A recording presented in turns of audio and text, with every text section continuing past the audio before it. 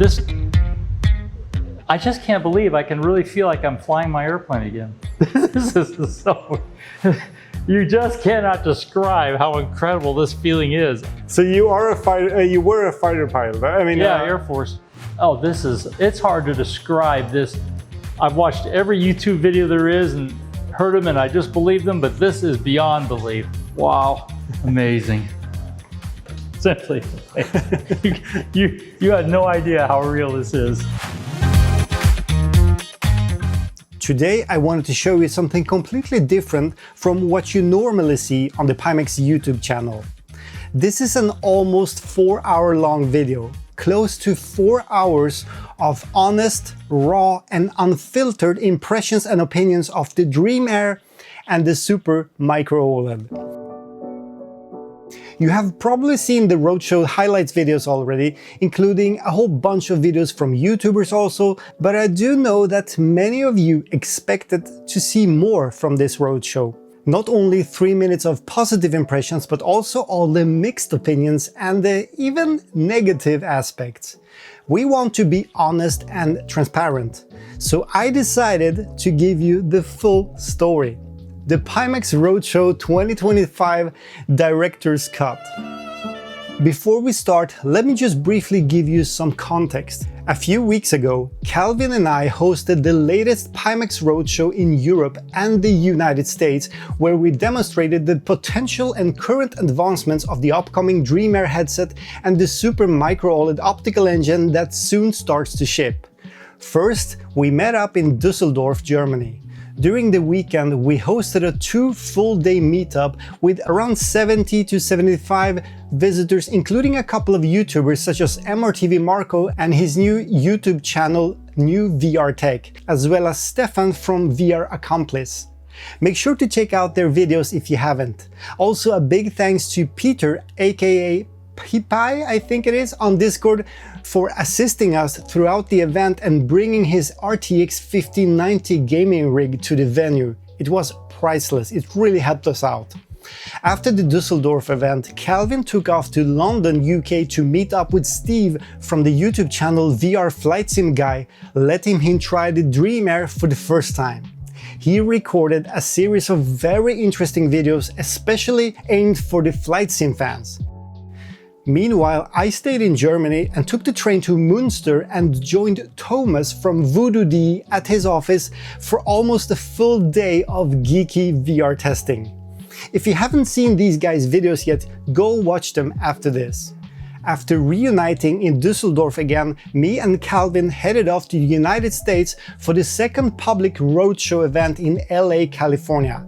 More than 30 visitors attended that event, having plenty of time in VR, and the whole event was a real blast. It was hosted by our partners APEVIE Simulator, which are creating some crazy sim rigs.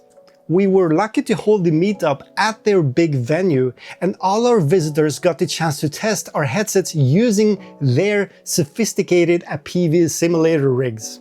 Mark from the YouTube channel Get Your Game On were there as well and helped us a lot, so big thanks to both APEVIE and Get Your Game On for the awesome teamwork. Also, make sure to check out Mark's video from the event on Get Your Game On YouTube channel. After some crazy days in LA, we headed off to San Jose for the third and the last Pimax Roadshow event. Here, although not having any fancy rigs to share, we managed to gather around 25 visitors enjoying VR and having some geeky discussions together. Among the visitors, we also had a couple of YouTubers you're probably familiar with already, OmniWhatever and Eric Hartley. They recorded their own videos for the channels, of course. All links are in the video description, by the way, so check them out.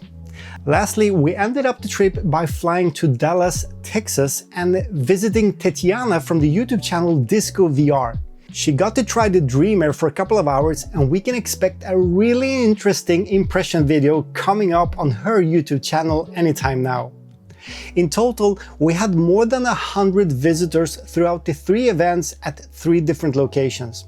All our attendees had plenty of time to freely try out both the Dream Air and the Super micro-OLED without any time slots, no limitations, no NDAs and no incentives, exactly how I prefer it. Obviously, I was not able to record every one of these visitors' impressions. There's simply not enough time and the manpower to achieve that. But I did the best I could, running around with the camera and the microphone, just spontaneously asking all the guys about their first impressions. And this is what you can enjoy here, totally uncut in this video. Lastly, just to point out, these samples we brought to the roadshows were DVT samples, which are basically prototypes or pre-production samples and not final products. Regarding the Super Micro-OLED, we already have an updated sample iteration that we sent out to YouTubers after this roadshow, having most of the minor flaws already fixed or improved at least, such as distortion profiles, lens readjustments, and brightness related issues. So please keep that in mind. And before we jump in, one more thing. I want to quickly clarify a couple of things. These roadshow events were open for everyone and for free, of course. We had a sign-up page on the website, but actually we also had a couple of spontaneous visitors that never signed up in advance. And yes, it's all genuine first impressions. No one was paid for doing this, and no one was rewarded or compensated in any way. None of the impressions were scripted, arranged, or in any way influenced or encouraged by me, Calvin, or the Pimax as a company. What you see here are individuals, VR geeks and enthusiasts, just like the rest of us out there.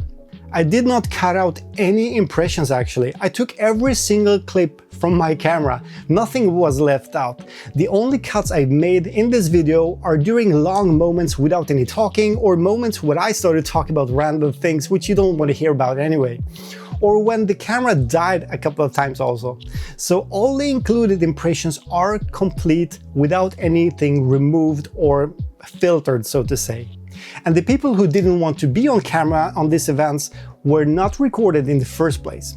Having that said, let's get right into it, and once again, a big thanks to everyone who helped us out throughout the 2 weeks of travels. Even if I happen to forget to mention your name here right now, we really appreciate your efforts and your hospitality. Guys, let's jump in.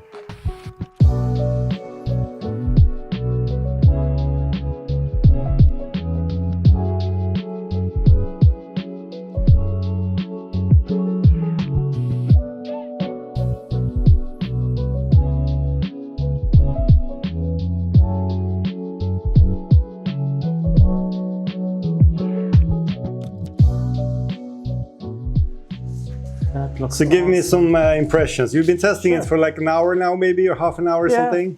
Yeah. How does it feel?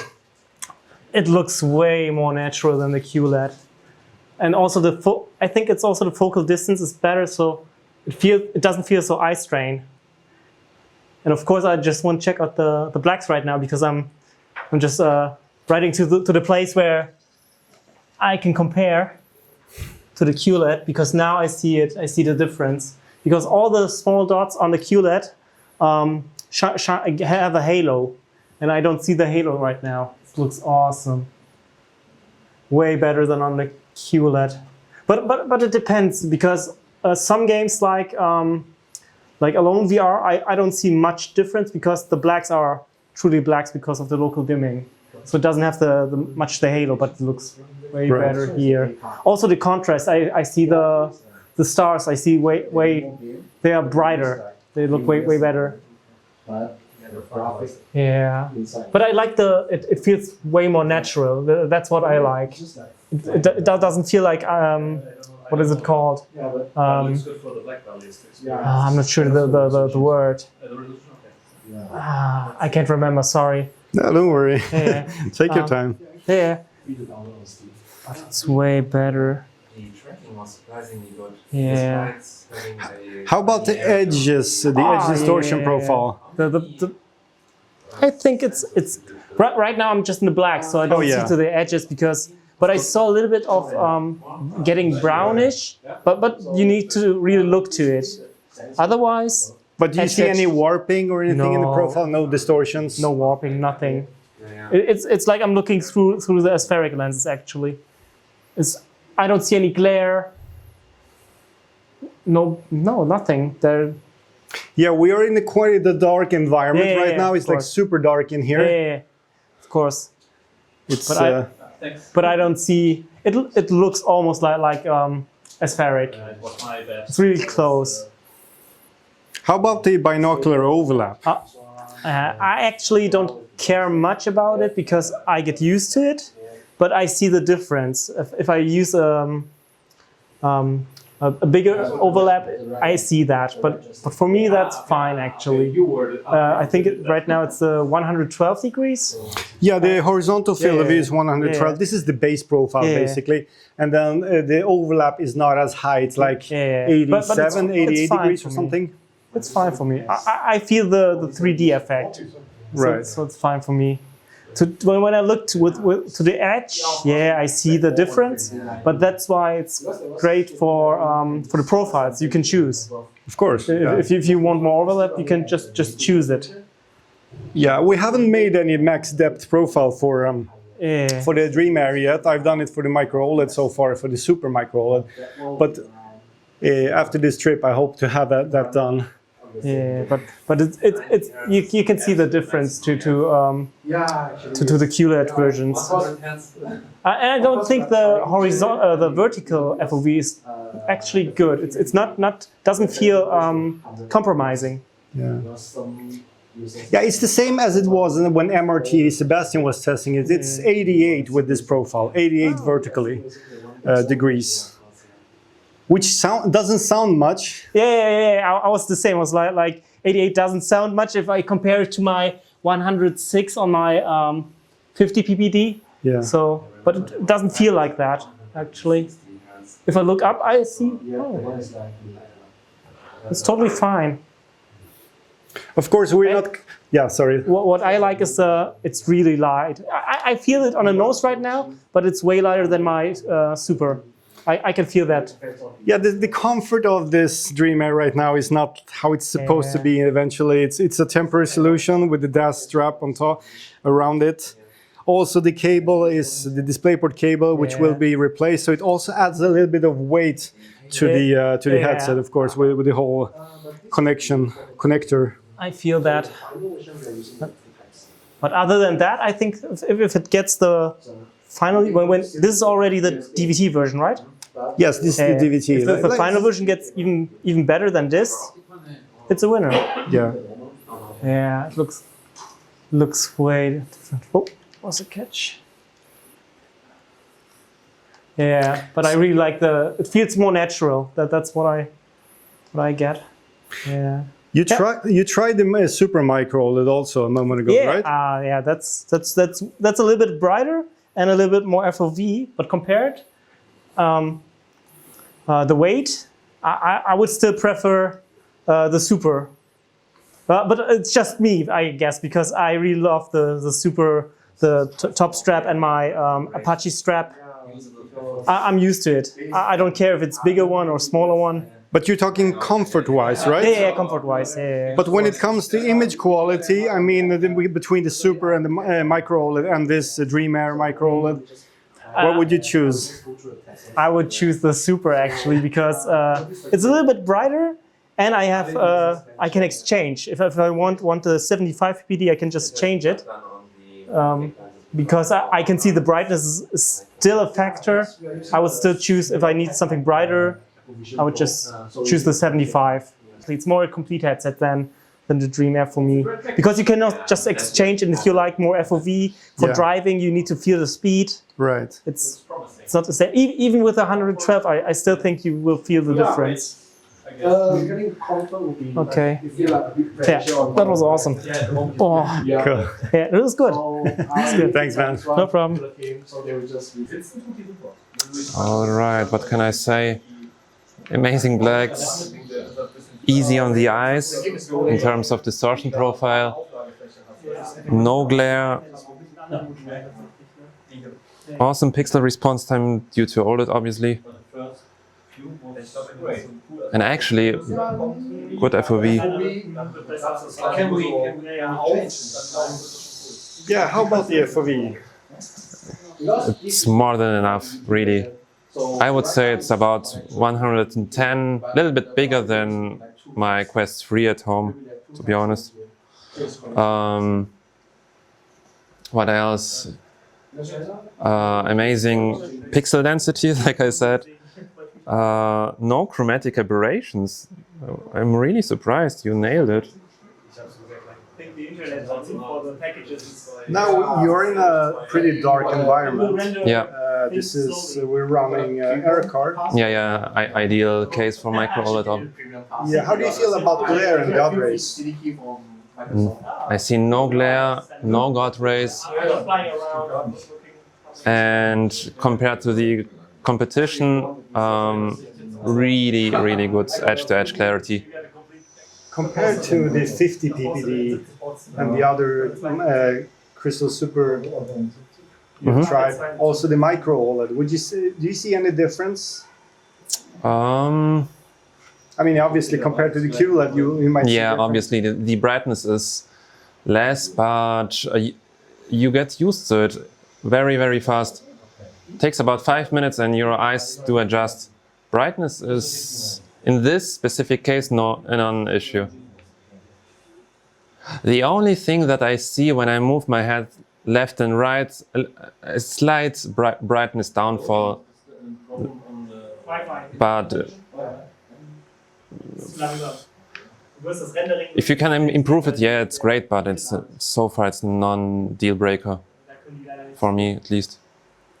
How about the distortion profile, like at the edges? Yeah, this is not the final profile, but it's very easy on the eyes. No eye strain, no uncomfortable feeling, and the geometry looks appropriate, right?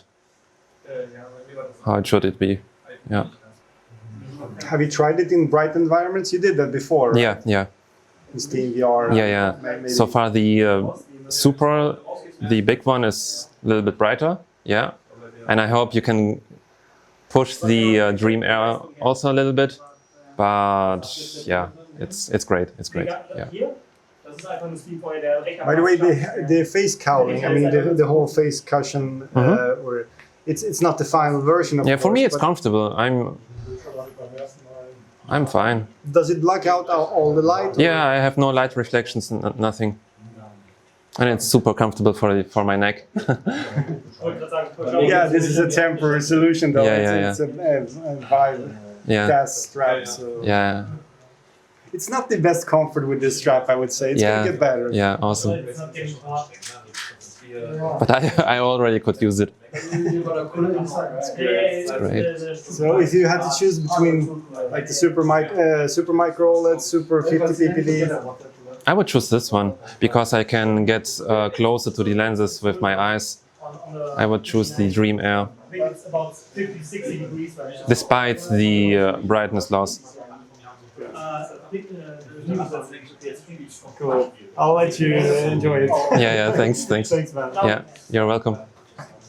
So you just tried the Dream Air, both in dark scenarios and in bright scenarios, right? Like in the air car. Exactly. What else did you try with the Dream Air? We tried Assetto Corsa as well to see, let's say, the clarity also for, let's say, vehicles that are in the distance, and it looks crazy. It's great. So the clarity and the impression of the displays is amazing. It's nice. Looking forward for the device. How about the field of view and binocular overlap? What do you feel about it? That's totally fine. No issues with that. And the field of view, I think it was something about 110, 112 degrees here in this device. That's correct, yeah. That's, for my purpose, this is totally fine. I don't need much more. So for me personally, the binocular overlap is more important than having a big field of view. Yeah. The vertical field of view is currently at 88. Is that a problem for you? To be honest, I didn't note that until now. I didn't notice that. So most people don't, yeah. MRTV Sebastian thought it was like 100 or something, or close to 100. If you would have asked me, I would say it's definitely more than 95. Yeah. But I didn't really. So it was, let's say, it was so good that you don't mention it. Sure. Yeah. But other than that, like the comfort, of course, we cannot really judge the comfort with this current strap. That's true, yeah. But anything else? Any other impressions? Like, do you have a Super at home or so? No, not yet. So I'm looking for these, let's say, small form factor devices. Also for, let's say, temperature reasons. So I guess, or I feel, when you're doing some things like sim racing or whatever, you Right. anyhow have a lot of heat and a lot of pressure and things going on. Of course. Then I think it's fine if you are not blocked, whatever, 60% of your face by anything there. So Sure, the sure. small form factor, maybe with a kind of upcoming halo strap or something like this, this would be, I guess, the sweet spot somehow. Yeah. So you had the HP reverb, right? So far, Yeah. How would you compare these two, like the reverb versus Dreamer? Yeah, what you clearly see is the much better displays and the clarity and the resolution. That's for sure. That's way beyond what the APEVIE Reverb G2 is capable of. And the field of view is better. You recognize that as well. From the, let's say, the weight factor is, to be honest, quite similar, I would say. The reverb is very comfortable and also not that heavy. So this is similar. And yeah, that's the, let's say, the main difference here. So I think it's the display as well as the field of view. Sure. Here And the lenses, the sweet spot is much wider. Cool. I was just about to ask about the lenses here, because we just tried the air car in a very dark environment. What do you feel about the glare and God rays? Do you see any of that? You don't notice any of them. Not at all. Really, I think. So maybe at the outer rays of your field of view, maybe there is something. But since you're never focusing these parts, I would say it's more or less not there, not recognizable at least. Cool. So quite cool, quite promising device. Yeah. As you said, if the comfort will improve, then I think it's a nice competitor. Maybe the best sweet spot device, which has a good compromise of all these specs. Cool. Looking forward to it. Cool. I look forward to it too, really. I just want to see the final device now, that's the thing. Thank you so much. Yeah, it was great. Thank you for the experience. Thank you too. No, I was saying like it's so sharp. Yeah, give me your first impressions of the Dreamer. Like I've never seen this sharpness. I wish I would Maybe it's like more powerful device. it's comparable with like a normal flat screen sharpness on 4K. Yeah. Yeah, Asus. And don't see any glare. You can have this in brighter, or that's That's the maximum brightness. I think it's. Yeah, it's so sharp. I said to my girlfriend, it's incredible. Like this is like when I see these handles, it's like real. that clarity and the brightness is what I was expecting. You know, if you let your girlfriend test it later, maybe you can convince her to buy 2 of those, right? Then you have one. Yeah. Or at least one. Ideal Right? for you. Can you play together actually? Okay. You can, but then you need 2 PCs. Yeah, you cannot connect to yeah. 1 PC. Yeah. Okay, That's Then you can expensive. do online gaming. That's something for in the future. Yeah. And the of course. colors, also the colors. Like I'm used to it from the PSVR 2. Yeah. How much are these? But they're popping like the colors. It's Yeah, it's micro-OLED, Yeah, so it it's adds another incredible. layer of Yeah. contrast. but just the cockpit. Yeah. It's like That works with I don't know. And the rain that's coming on the screens, on the windows. Like Right. a screen replacement. You can plug it into any How about device. the? Do you see any glare or God rays or anything? No, nothing. Yeah. Because that is usually a problem with the micro-OLED and pancake lenses. And the thing is, like, I haven't even adjusted it to my eyes. I just took the headset, set it on my face. I didn't need to adjust anything. I just Yeah, the sweet spot is like super it's large. super. Yeah. Like immediately it was sharp. Oh yeah, before because with the PSVR 2 you need to adjust your eyes and Yeah. Right. Yeah. like the distance between your eyes and stuff like But also I saw your like the PPD, right? But did I touch something? It might be that your nose is pushing the lenses Okay. a little bit, then the IPD might change. Okay. It's still a DVT sample, so that's why. Because I know my IPD, but I saw like 63 on screen. Do you want me to change it, by the way? I think my IPD is lower, so it's incredible that it's already sharp at this when it's not even adjusted. So I could adjust it, but Yeah? we cannot focus. If you lose focus on the game, then you cannot control it anymore. Okay, I think. So, but we can try that in a moment. As long as the game. How about the field of view? Because right now on this setup, we're running the lower profile with only 103 degrees horizontally. it feels wider for me. So because I think I was under the impression. What would you like guess the vertical field of view to be? So it's also the same. Vertical. Yeah, if you take a guess, like shoot something. Because Crystal Super. I think between 90 and 100, something like that. Yeah, currently it's 88 Okay. with this profile. Okay. So it sounds low, right? Yeah. But do you feel it like? No, not at all. Like the vertical field of view is for me is it's not. It always could be bigger, but it's really good for me now. I wouldn't mind if this was it for me. Actually, it's easy. Not fixed. Easiest. So what else? Sharpness you mentioned already.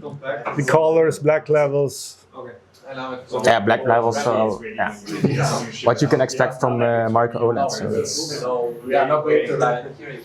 just black is black. Yeah, that's it. Yeah, exactly. Yeah. And once you go black levels, black. Yeah. Okay, she knew what I was talking about, right? Okay, we're not going to add that to the video, to the Pimax.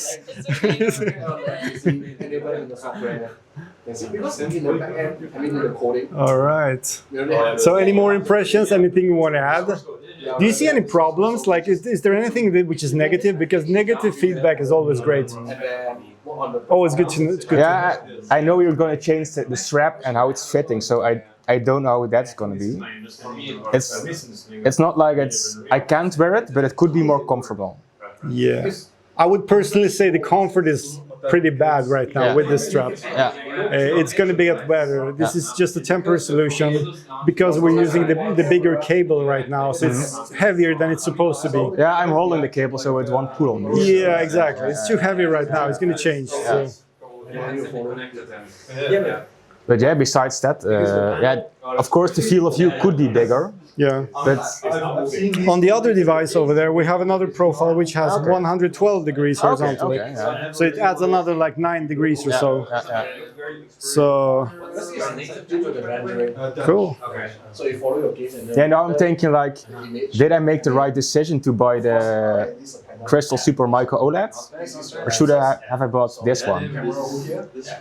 I'm still a big fan of the Crystal Micro OLED engine. Yeah, it's a little bit brighter right now for some reason also. Okay. But it's not supposed to be brighter. I mean, it's supposed to be as bright, this one. But currently, in the DVT stage, it is. I still think you made a good decision because the Crystal Super will live for a long time, especially since we can do even more other engines for it. Do you want to play, Nina? Yeah. Of course.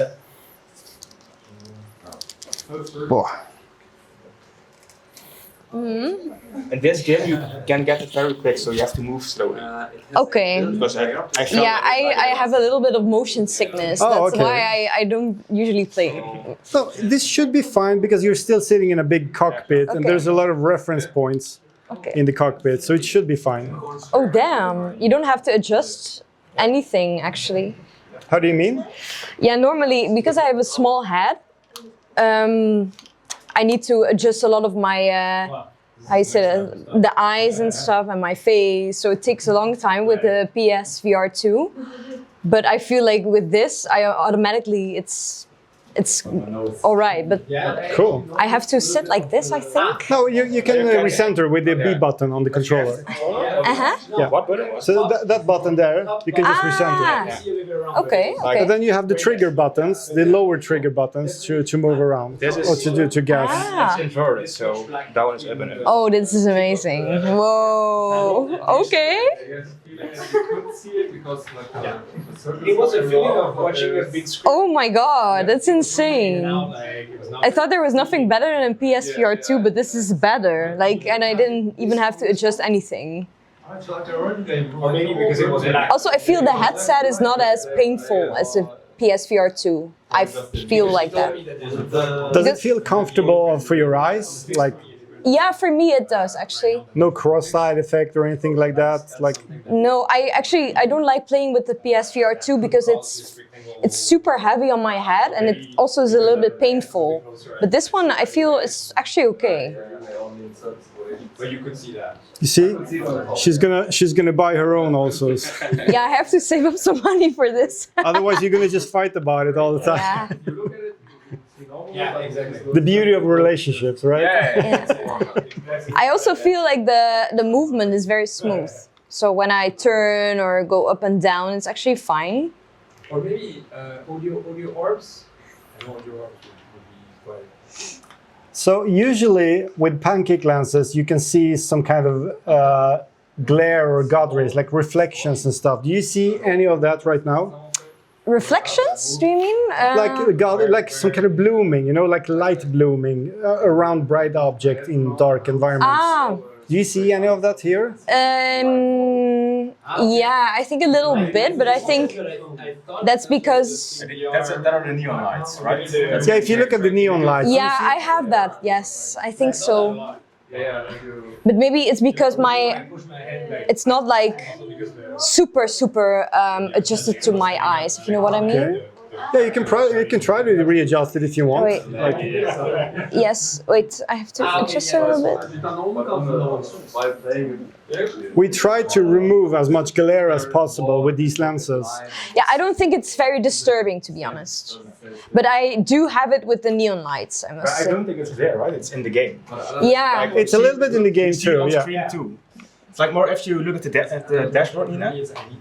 What? Sorry? If you look at the dashboard. Dashboard down. Down. Yeah. Like in the middle, you see all these stacks. They're super clear, at least from MediaWare. And they don't have any glare or something. Like they're extremely sharp.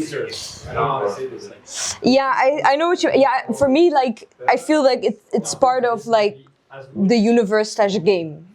Yeah. Right. This is what I would see normally when I would walk down the street, it's raining. Like, this is how I would see the lights, if you know what I mean. You don't see any pixels or something like that. Yeah, I feel like with the PSVR 2, you feel like you're in a game, and with this, you feel like you're in a universe. Like, you know what I mean? Like, as if I'm playing... The real thing. Yeah, the real thing. Yeah, I think that's the biggest difference for me. Like, I haven't played on the PC with the PSVR 2, so I don't know about the pixels. Maybe Jeroen is a little bit more critical than I am, but yeah, I think it's impressive, to be honest. Cool. Yeah. Like I'm watching a real screen. So, are you buying one each? If I would have the money, yes. Yeah, that's always the factor, I know. Yeah, maybe I will first play with his. Yeah, of course. I'm just kidding. Yeah. As long as you're not fighting about it, then... No, it will be fine. It's his thing, so... I would say I had a lot of expectations from the bias I would have from social media, from the videos I've seen, like how it would look like inside the headset. I was expecting, like, I don't know what I was expecting, but it's something insane. Yeah. And to be honest, like, yeah, it's getting close. Like, there's a few tweaks that I need to do because my face shape is not exactly the right one. It's not showing the right information. But yeah, it's super clear, super clear. And when it's black, yeah, it's like completely. In fact, I can see the different. I can actually see the panel because it's actually quite close to my face. But when it's totally dark, yeah, I cannot make the difference between what's the end of the panel and the actual black.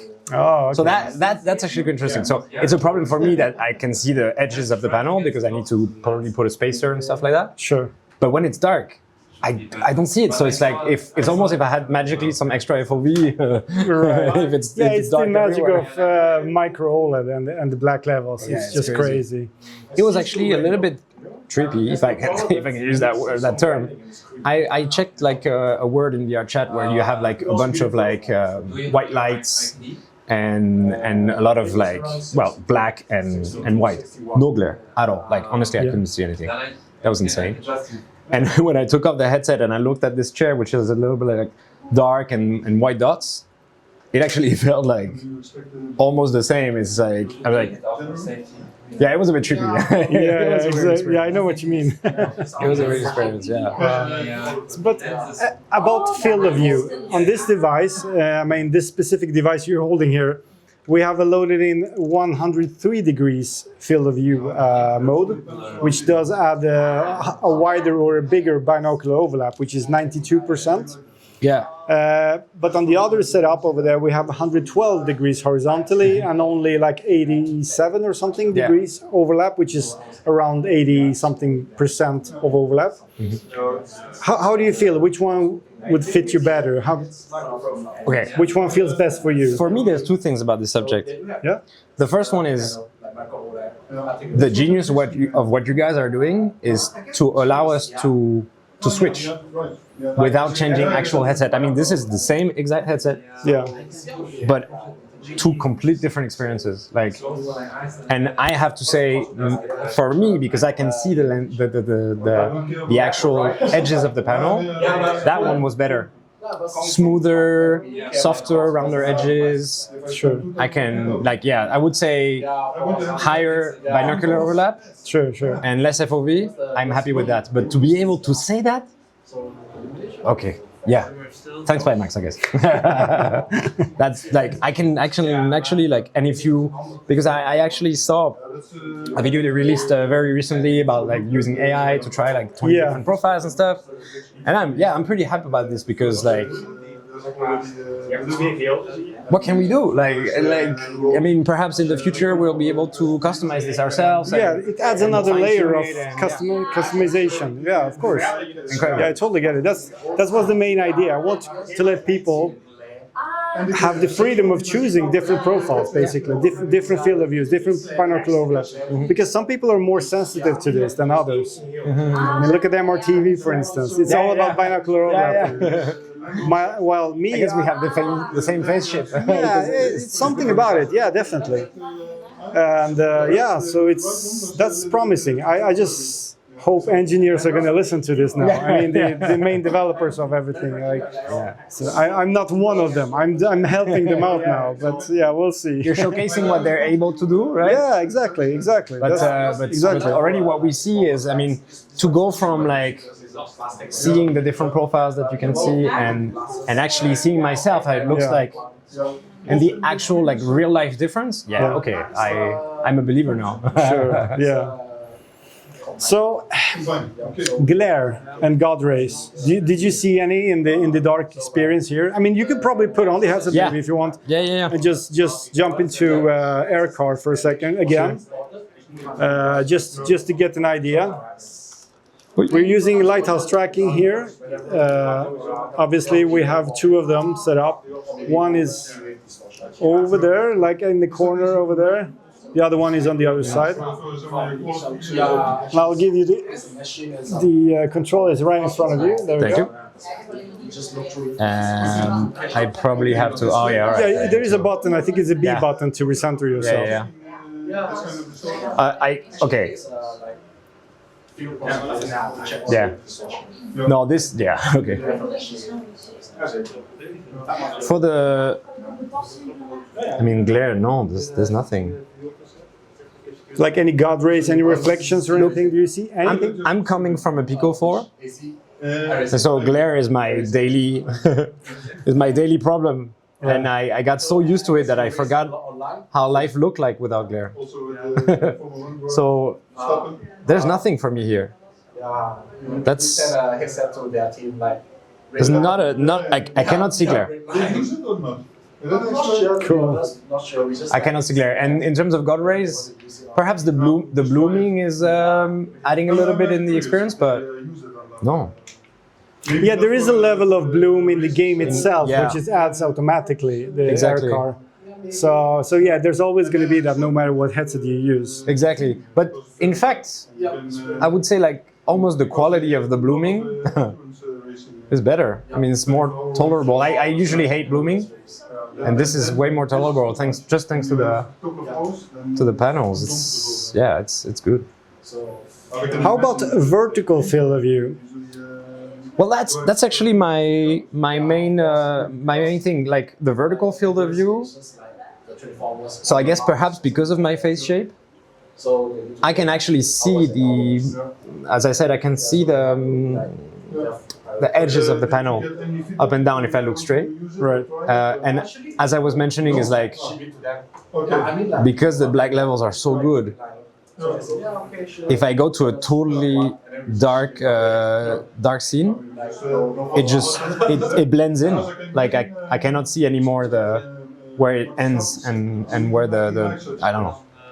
It's I would say acceptable. I'm pretty sure about it. But because of black levels, yeah, it's good. It's very good. Cool. So any like last quick words about your impression? I mean, this is obviously the first time you're trying this headset. Yeah, yeah. Was this what you were expecting it to be, or? So in terms of expectations, as I said, I had like a bias. I was really like, I think I hyped myself up too much. Like, you know, we still are, you know, capable of certain amount of things physically. Of course. But this is cutting edge. Like we're. I know every product has some. I have tried another Pimax set that made me try like a wide FOV and some other different headsets. Yeah, this is 100% the best one. 100% the best one so far. Okay, is that acceptable for me or not? Yeah, so expectations met, and you know, it's going beyond. Cool. Thank you so much. Okay, my first impression was that the Dreamer was really a wow effect. I just put it on, and the pancake lenses seemed to be perfect for me. And just put it on, and I was in the plane, and it was like, yeah, that's it. How do you feel about the field of view, like horizontal and vertical? Is it good enough, or should it be larger, or is like in comparison to your headset you have at home? Yeah. What was the difference? I have a Quest 3 at home, but the comparison was very, very intense. I was seeing way more than before. And so furthermore, like clarity and sharpness, do you feel like it's clear all across the view, or how does it feel? It's more clear than the headset I'm using right now. It's just a Quest 3, and so the difference is very high. So you can see more, you can see the gauges, and you can see the scenery outside, and this is very the wow effect was really great. Cool. Could you find any downsides, like any bad things about the headset right now, like something you could feed back to the engineers, like? Okay, no, it was I just put it on, and the first thing I liked was that it's really very light. You know, like I had the crystal light, but it was, for me, it was kind of bulky, and the weight was, you know, like in the front, and so I put on the Dream Air, and it just feels naturally. Yeah. Like I knew from my Quest 3. I just put it on. Well, it has a kind of weight, but it doesn't feel like, oh, I must put it down. Okay, cool. No, I think I'm going to buy it, like the Slam version, and yeah. You already have like base stations, or are you going to buy base stations, or? No. I only have my Quest 3. Oh, so, yeah, you get the Quest 3. I will go for the version without the base stations. Yeah, without the so. Yeah. Cool. Thank you so much. Okay. So you're trying out the Dream Air with in DCS World, right? Yep. How does it feel? What's the first impressions you got? The image quality is excellent, I have to say. This is great.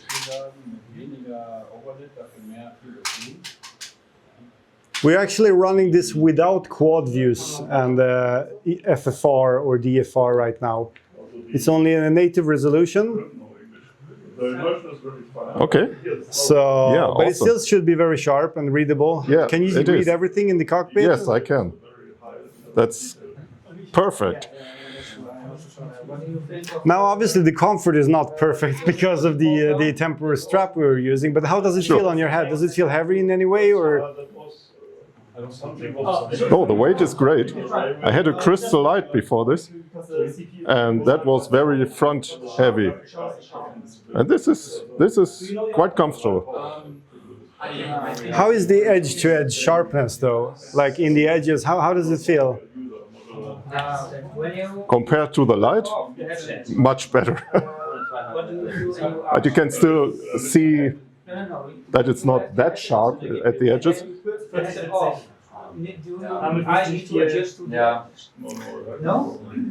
How do you feel about the field of view then? Is it like big enough? Is it bigger than the crystal light? Pardon me? The field of view in comparison to the crystal light. How is the field of view here? From this automatic. Hard to say. I would say it's a bit bigger. So now you change it or somebody. So I have the right, maybe I have the right position. Maybe you didn't have the right. No, I have 60. Yeah. I can see that it's something wrong, but I can also feel that. Most importantly, it's much lighter. That's the most important thing about it. It's going to be even more lighter with the proper strap, because right now we're using the HTC Vive strap. Probably with a better strap. Yeah, right now the comfort is so-so, but it's going to definitely... It was still resting on the nose, got a bit uncomfortable after we got to change the face mask also. It's going to be more thick and more like wide, so it doesn't give you that marks which you have right now. Cool, thank you very much. Okay. Thank you very much. So how does it feel? Your first impression with the Dream Air? It feels great. The OLED image is amazing. It's super sharp, super clean, even with prescription lenses and some dirt on it.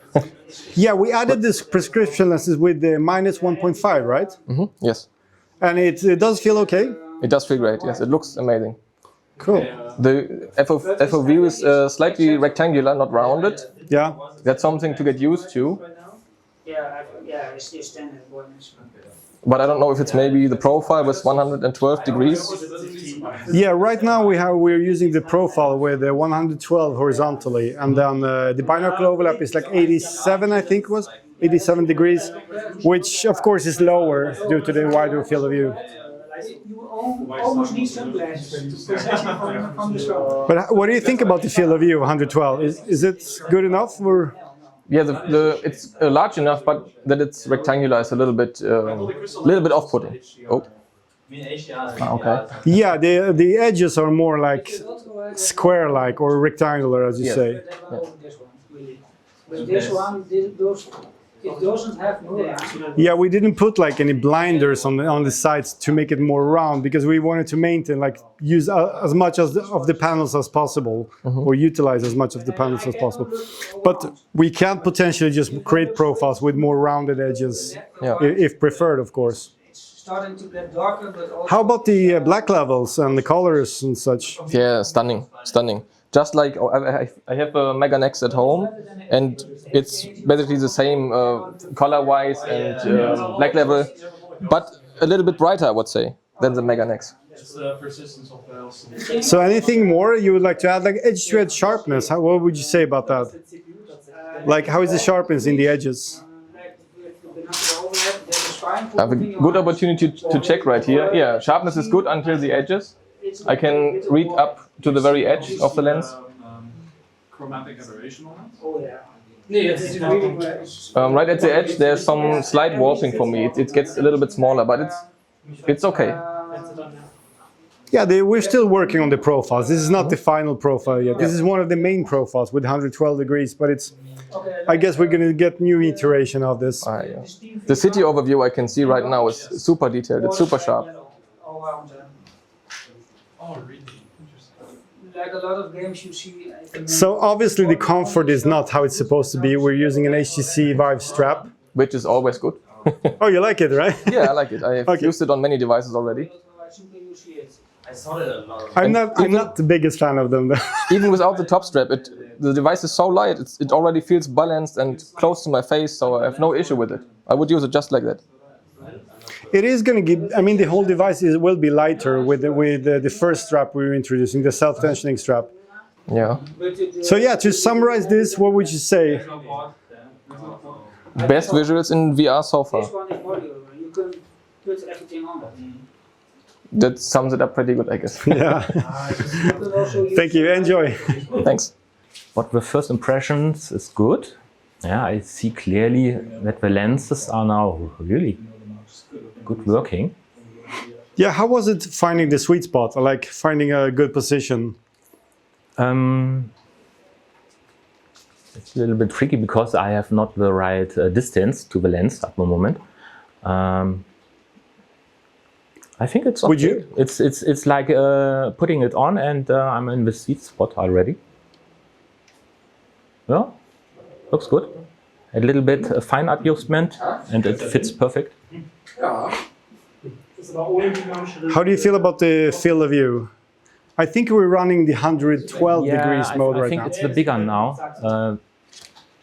Field of view, I didn't test it right now, but it feels good. Feels good. It's not round, it's more square. I like it. It's good for watching movies.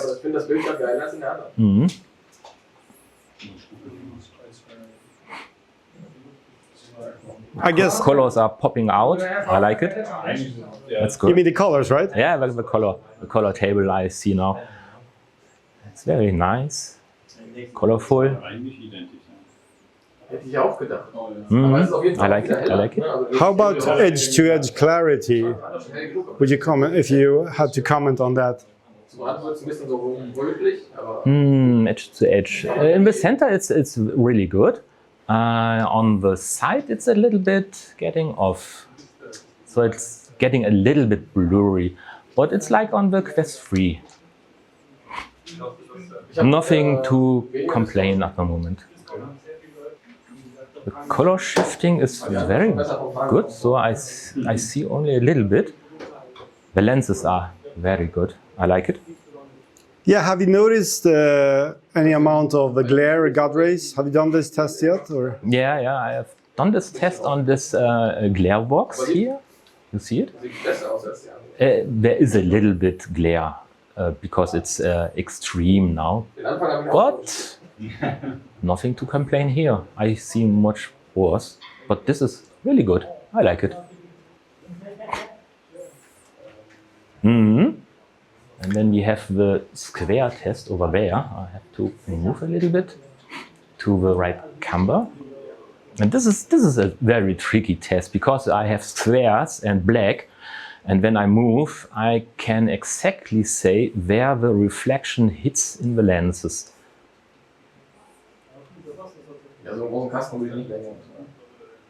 And I can say, this is good. This is good. As expected, you see it a little bit, tiny little bit, but wow, it's nice. No deal breaker here. So let's see, I have one test still to do, the color shifting test. That's a little bit tricky one. I see this on the Super and the crystal light. With 57 ppd. How about Mura and like these kind of panel-related abnormalities? It's good. Do you see any Mura at all? Do you see any kind of like? No Mura at the moment. Maybe I'll look in the next testing cameras, but Mura not like in the Super. So let's see. This is a very tricky test because of the different colors. I have red, blue and green colors stripes. Oh, and yeah. in the middle are they have to. And to the edges, I know on the crystal light there was slightly offset, that's getting stronger. It's better here now. The optical stack is better, I think. It's nice. I know, it's nice. Yeah. I like it. That's good. So anything else? I don't want to bother you. I know you need your private time when testing all this, but any other comments, like any feedback? Then I have to say something when it's on a very high level, because it's a very good visual clarity and very good dark environment you can achieve with OLED. Yeah. I'm a little bit fogging now, because I'm a little bit sweaty here. Yeah, it's very hot in here also for some reason. The AC is not working in this conference room. So. No, I like it. Also, I would switch from my device now. Which device is that? Which one is? At the moment, I'm on Quest 3, but I have already tried the Crystal Light. Oh yeah. And we tried already the Super. But if you compare this to the Crystal Light and Crystal Super, the 50 ppd, how would you compare these? It's more than enough. I like it. Let's go to another world for another test. I like that the red-blue color shifting on the edges is not so high like the other headsets. You mean like chromatic aberration, right? Yeah. No, I mean the read-in text test. That's something I don't can because my lenses are not the right ones at the moment. I have to make it. Oh, there is the sharpness, readability. Yeah, the sharpness. I don't can read because without my glasses I am a little bit too blind. Yeah. But yeah, it's not bad because this is very tiny. This is very tiny. Even on the big screen beyond, it's very difficult to read.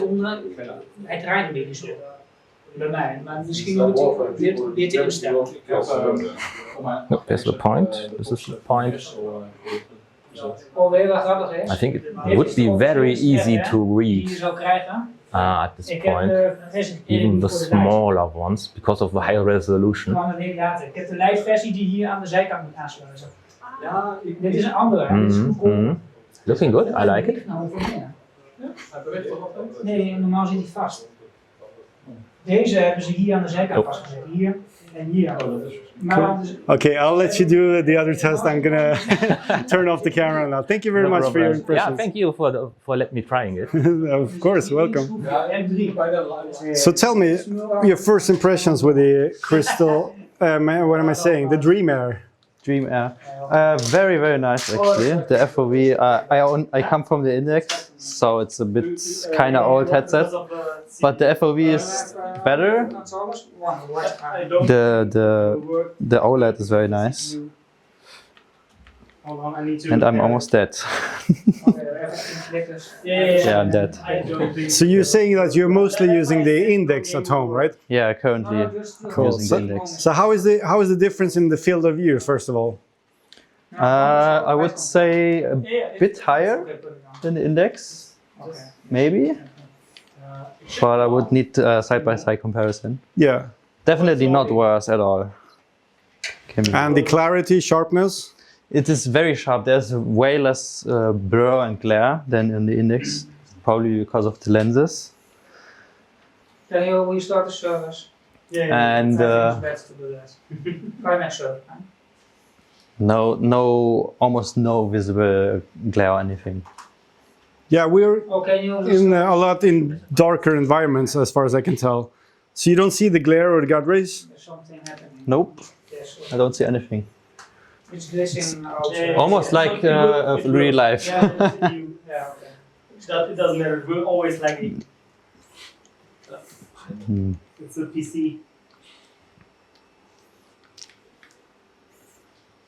At the edges, how is the edge clarity? How would you describe it? The edge clarity is very good. It gets very slightly blurry on the edges, but not.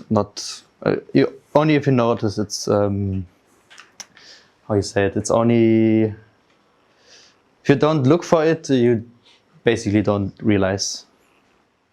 I noticed that the color shifts slightly blue and red on the edges of the menu when you go to the side of the lens. the chromatic aberration, I think it's called.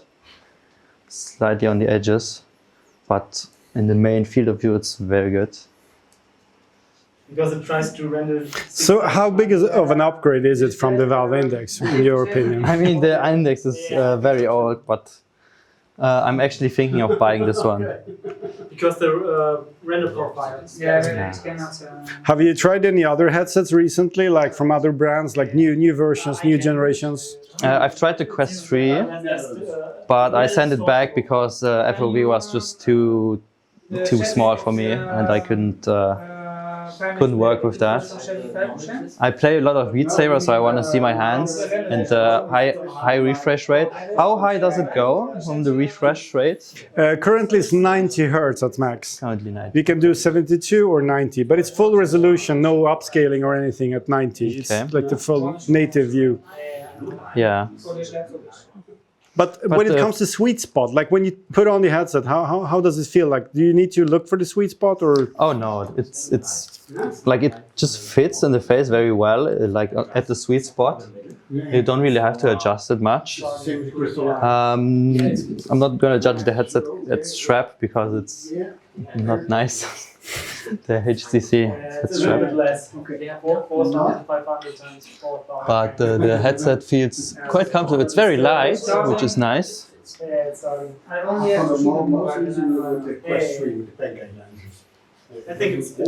And the contrast is very nice, like the OLED panels. Cool. Any last words before I turn off the camera? I like it. It's very nice. You can tell by just when you're just playing games and enjoying it, then it means it's a good headset. It's not in the way of the gameplay. Cool. Thank you so much. Thank you for letting me try it. So you just tried the Dream Air, right, Yes. for the first time. What do you think about it? Your first impressions? I was like with the pancake optics, I was worried about the brightness, but I was pleasantly surprised. It's very, very good. I have a 8KX at home. I would say it's similar. I also thought like with that small panel, you're gonna have a small APEVIE, but it is very manageable. I'm quite pleasantly surprised about it. Yeah. Yeah, I don't know. It's very. Edge to edge clarity, for instance, like the sharpness overall. Oh, it's like lifelike, I'd say. You can see it on the edges, obviously, but when you're gonna look at that, I mean, when you're playing an experience, you're just. But before it's not annoying. I've heard it was with that big screen beyond. It had a very narrow sweet spot. Oh yeah. Yeah, this. I mean. Yeah, regarding put it on and it works. Yeah, exactly. There's no sweet spot. It just. You don't have to like fiddle around. It's just maybe like a bit for comfort. So you fiddle around, but. Okay. So easy to find a sweet spot. Mm-hmm. Now about the field of view, then. What do you think about the field of view right now? I tried it. It's I think it was 118 horizontal and then 96 vertical. Vertical. Okay.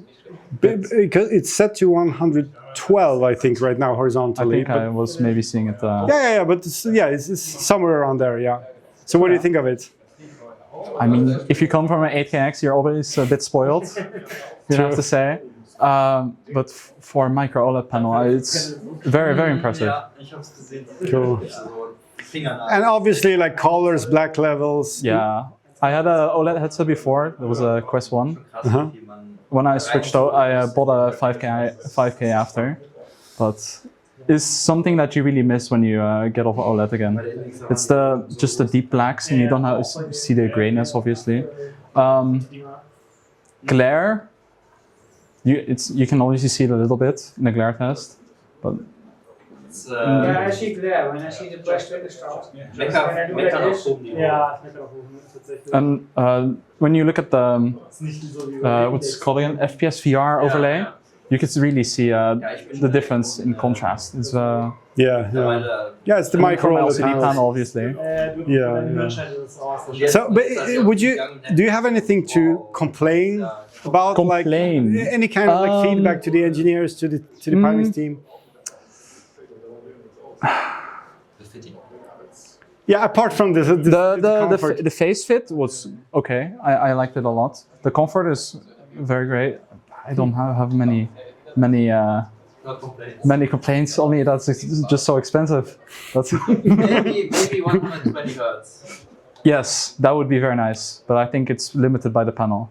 Or yeah, weren't you guys talking about something like yeah, some kind of they're working on it, but I haven't seen any results yet. I've seen 100 hertz mode, but I wasn't allowed to test it. Is it hundreds like, only, is it not even 110. Bandwidth limited, you'd say? It's not no panel is really limited, but there's like a standard set, like a. Then you have to work with timings and special like edit files and stuff, and you. I thought it was the bandwidth. Weren't you guys like with that was no with the 12K bandwidth can be adjusted with the DSC, the digital signal compression, so it's manageable to reach 120. But it's all about if the panel can handle it without getting too much overclocked or whatever, because you're basically overclocking the panels when you're doing higher refresh rates, which is weird. It sounds weird like overclocking a panel, but that's how it works. So no, I wouldn't count on seeing 120 hertz, not with these panels, not. So don't get your hopes up. No worry about it. Anyway, not too much when the aging of the displays are too high. Really? So it's OLED as well, so yeah. Yeah, OLED. Yeah. Sometimes it burns out a little pixel and then it's... Yeah. Then I don't have any complaints. Okay, that's good. It makes it hard to decide now what you're gonna get in the coming year. So what was your other alternatives? You were waiting for something else, or? I was. And for me, it needs to have eye tracking. I play a lot of social VR experiences. That's very. I do. Oh yeah. There's one downside. It doesn't have like a USB port on the headset like the others. For adding a face tracker, for example. Oh, face tracking. Right. Yeah. Right. That's my only complaint at a USB-C port. Yeah, fair enough. That's great. All right. VR chat. The next step is face tracking. Yes, I have it already. Eye tracking. Yeah, I used the Joule on Pi 1. I don't use the software because it's quite bad, but hardware, it's all great. Cool. Yeah. Thank you so much. No worries. So you've been trying the Crystal Super Micro OLED and the Dream Air. Yes, exactly. Give me some impressions. Well, I tried it, and the first thing I saw that the picture is really sharp. It's beautiful to see, the color spot, the screen resolution is really high. I didn't see any Mura compared to the ultra-wide that I have at home. It is really comfortable with the head strap for the super version, for the OLED. But yeah, I do see some distortion profile. When I move to left and right, the walls is going to move a little bit. But I do think with software updates this can go away. Yeah, I also get some eye strain when I have the headset on for a few minutes and I set it off. Then my eyes need to adjust for a few minutes. And that's also, I think, with software it can go away. But with the Dream Air, I didn't have that problem. When I had the Dream Air on it, that is this one,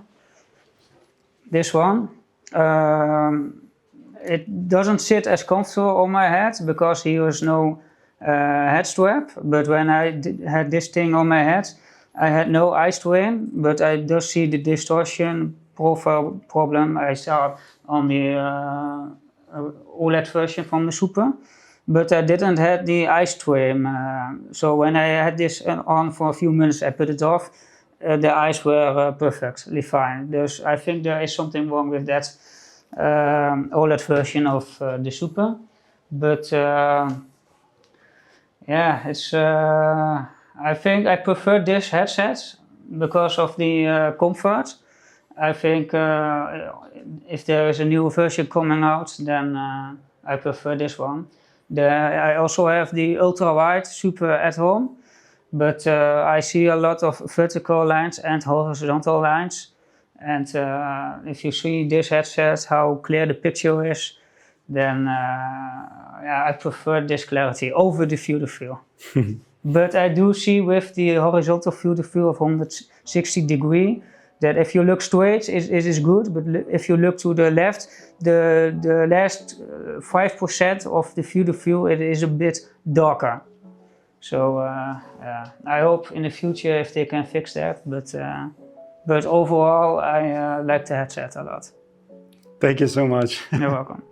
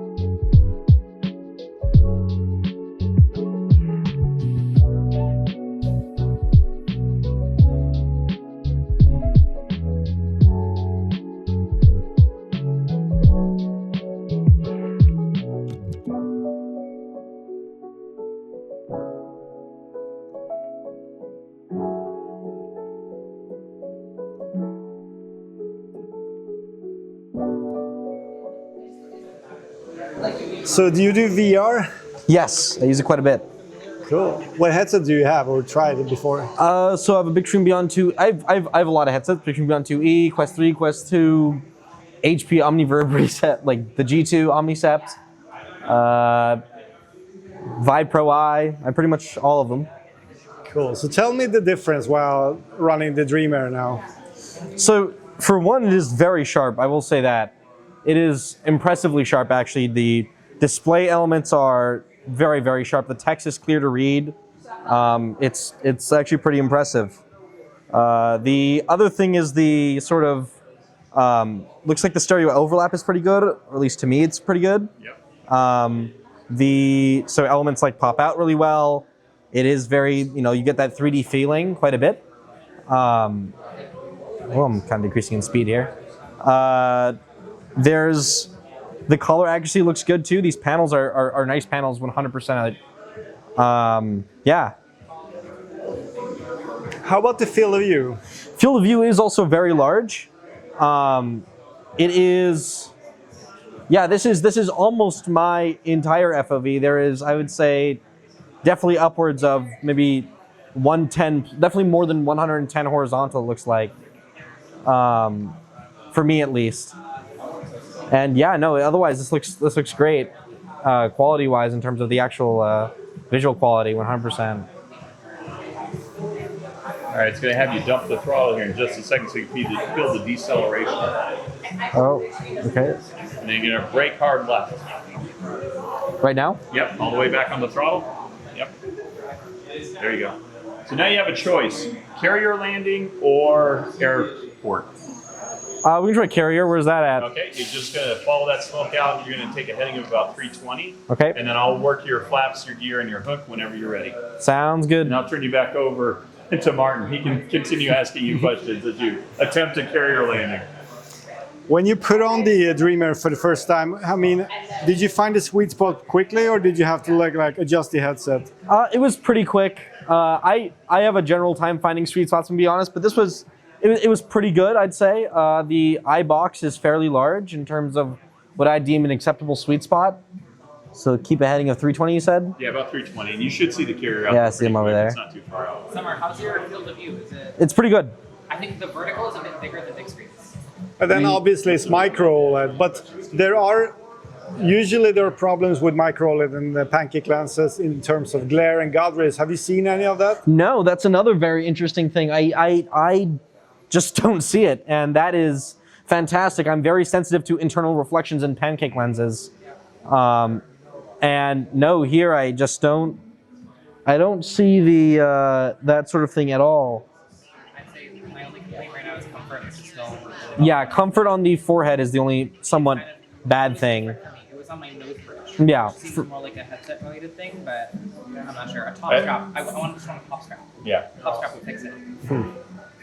But otherwise, no. This is really awesome.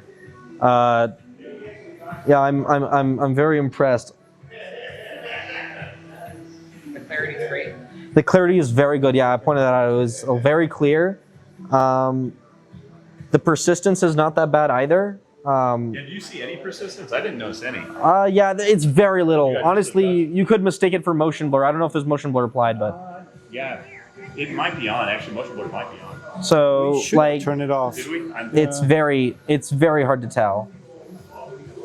Cool. So comparing this to your big screen Beyond 2, what would you say is the main difference?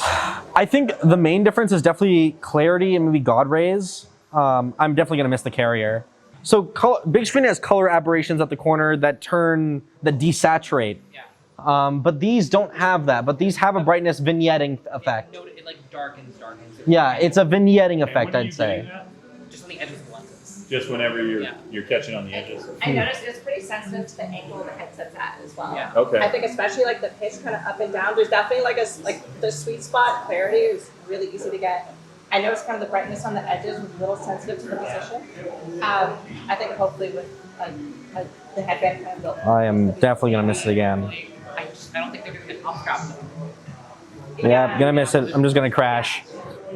Which is gonna be Oh, you're down. Oh my God. It's fine. I'm gonna save you a little pain. I'm gonna save you a little That was pain it. on that I'm one. done with it. You That know. was gonna hurt. So last question. So since you already have the big screen Beyond 2, Sure. is this like a worthy upgrade? I'd say so. Yeah, I think in terms of I don't know the price of it off the top of my head, but there's It's like 2, right? 2,000, 3,000. Forget how much it is, but something like that. I think it's definitely a big upgrade in terms of like sharpness. If you care a lot about sharpness and FOV, you're gonna find definitely like a sizable improvement over the big screen. The FOV as well is the FOV increase is quite nice as well. Yeah, for me, I had a nice FOV. Same horizontal, more vertical. I know. I felt like I had more horizontal. I have the same horizontal. Well, that's the other thing with the custom facial interface. It's kind of inconsistent. Well, it was right on your nose, so you might have. Yeah. There, I'm gonna. The clarity was good. The center of the lenses is pretty much perfect.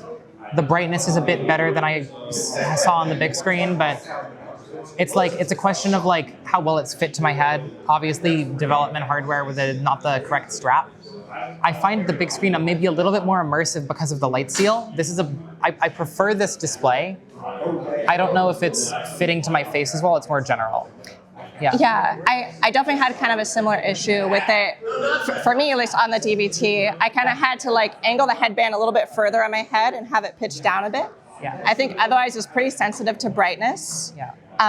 In general, the clarity, huge sweet spot. Like the angle didn't matter for clarity. It was just that kind of brightness.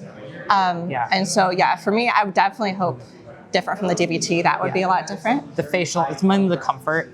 The actual displays are great. I love I got more vertical field of view than I got on my big screen. I know my big screen is fit pretty much perfectly because I have like the first production BSB2Es. So everything's fit nicely. My lenses are good.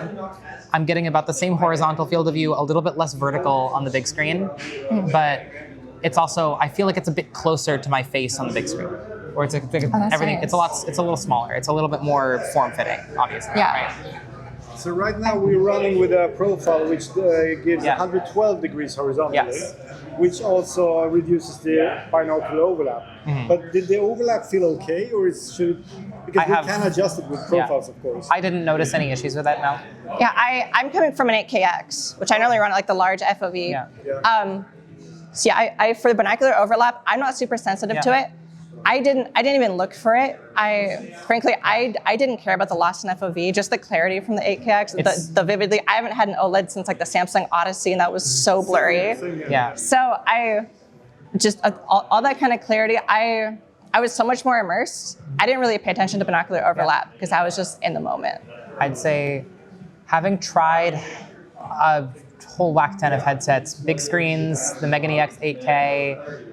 Apple Vision Pro, Play for Dream, kind of every super high-end headset at this point. The displays and the visuals are on par with the best of those. I would say once the comfort is improved, this is like the best headset in theory, depending on, your budget obviously, right? Yeah. But I'm very happy with the visual quality is superb. My only complaints are to do with Vive's audio strap, pretty much. Once that can be fixed, then, I would use it every day. It'd be my daily driver headset. I have no complaints with it. Yeah, and I tried the, I think it's the Crystal Super with the micro-OLED module in it, if that's correct. Definitely with that, of course, comfort, like that was just more comfortable because it has that kind of headband. Obviously, it's built for it a lot better. Frankly, I didn't really notice any FOV differences. I'm not sure with the module, but the big thing was the lightness of the Dream Air. Yeah, same. Like even with the DVT comfort issues, it was honestly more in the moment, just not having that heft and that weight, and especially like looking around, like in the plane, I can like look at the ground, I can look up, see missiles flying, and I don't feel the headset move on my head at all. That's a big thing for me too. I didn't really think about that, but coming from heavier headsets, like I have a modded index with eye tracking and face tracking and everything. That was so heavy, it was giving me headaches. And going to the big screen, I didn't think about it anymore. Oh, it's light, it's whatever. I didn't think about the weight here either. The weight is great. That's a big reason why I'm very averse to something like the Super, where it's just like this massive thing, right? Yeah. This definitely is light enough where you just don't care. Yeah, I have the AKX, and like I think it's worth it for the FOV. Yeah. But between like the AKX and this is definitely without a doubt, for sure. Just the clarity, the vividness, the OLED, way more immersion than FOV can give, for me at least. Yeah. Frankly, I got in, I had the headset. I stopped thinking about what headset I was wearing, the active pedals, the motion rig, all of it with that clarity, like not seeing pixels anymore. Yeah. That's what it's all about. I was just in the moment. Yeah, exactly. Not about finding issues all the time. And once you find like your sweet spot. No, it's a great headset. Once you put it on, it is on par with the best headsets, and I would use it, right? I feel today how I felt when I first tried VR. That same excitement. Exactly. So much fun. So, yeah. Thank you. Cool opportunity. Yeah. Any first impressions?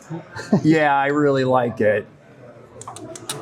I'm looking at the barriers, like those red and yellow crash pads on the fence, and they look pretty good. I'm looking at the guardrails, and there's a little bit of looks like I don't know if it's aliasing or just kind of a shimmering But as far as smoothness goes, I mean, it just looks great. Smooth, clear. How about the clarity? If just attending to what I'm doing, I got no problem at all. How about the clarity, especially like edge-to-edge clarity? The edge-to-edge clarity is great. It's really good. You know, if I go right to the edge, I'm getting a little bit, you know, maybe, you know, a 5 to 10% of blurriness on the edges, but no, it's not impeding me. I don't notice it unless I really cast my gaze over to the left or the right. If I really try to get into my left or right side. What headset are you running back at home?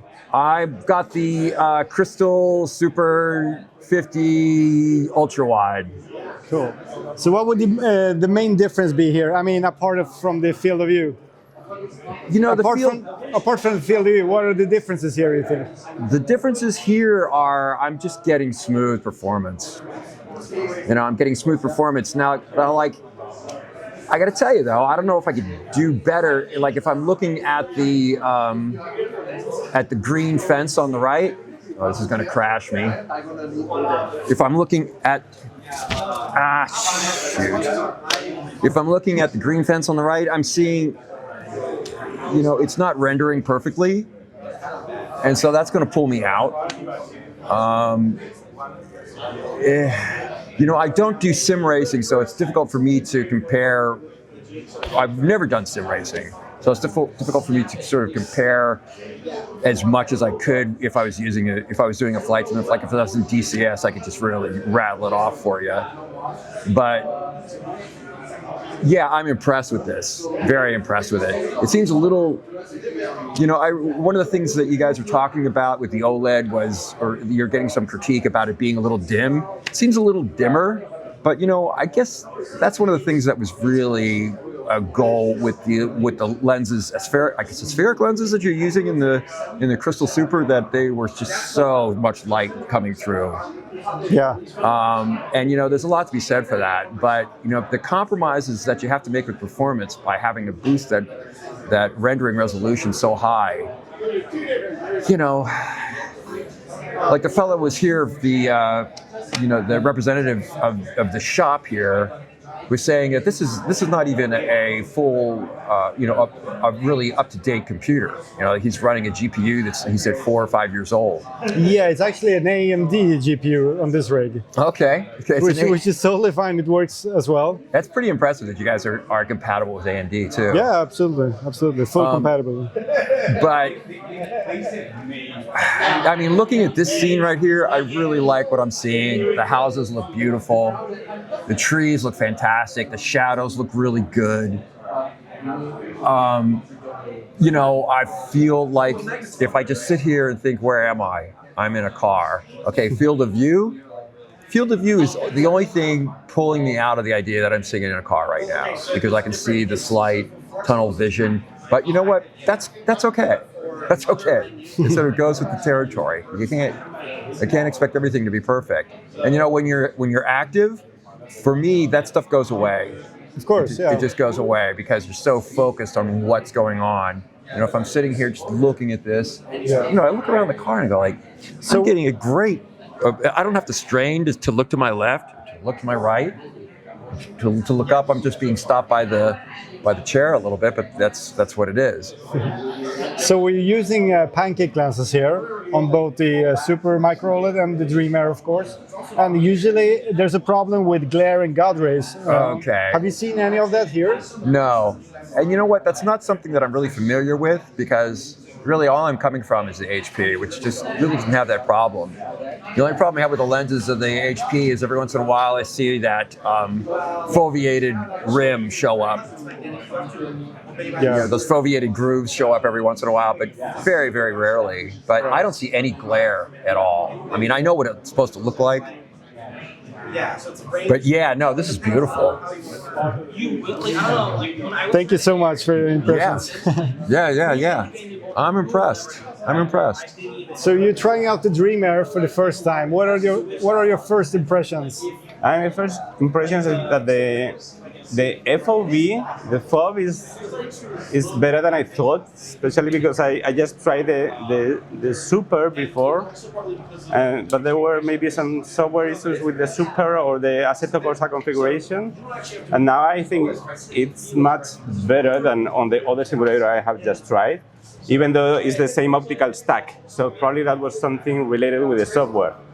And the clarity edge to edge is quite good. Maybe some loss of bright on the edges, but the clarity overall is quite good. I think the lens is fantastic.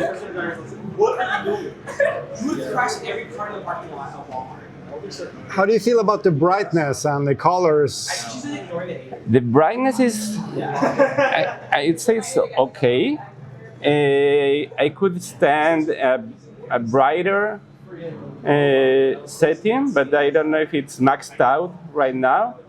Currently it's maxed out, but it's going to be brighter on the final version because we've got some problems right now, so the brightness is lower than it's supposed to be. Okay. It's a little bit brighter on the micro-OLED Super. Okay, so for me it's okay, but I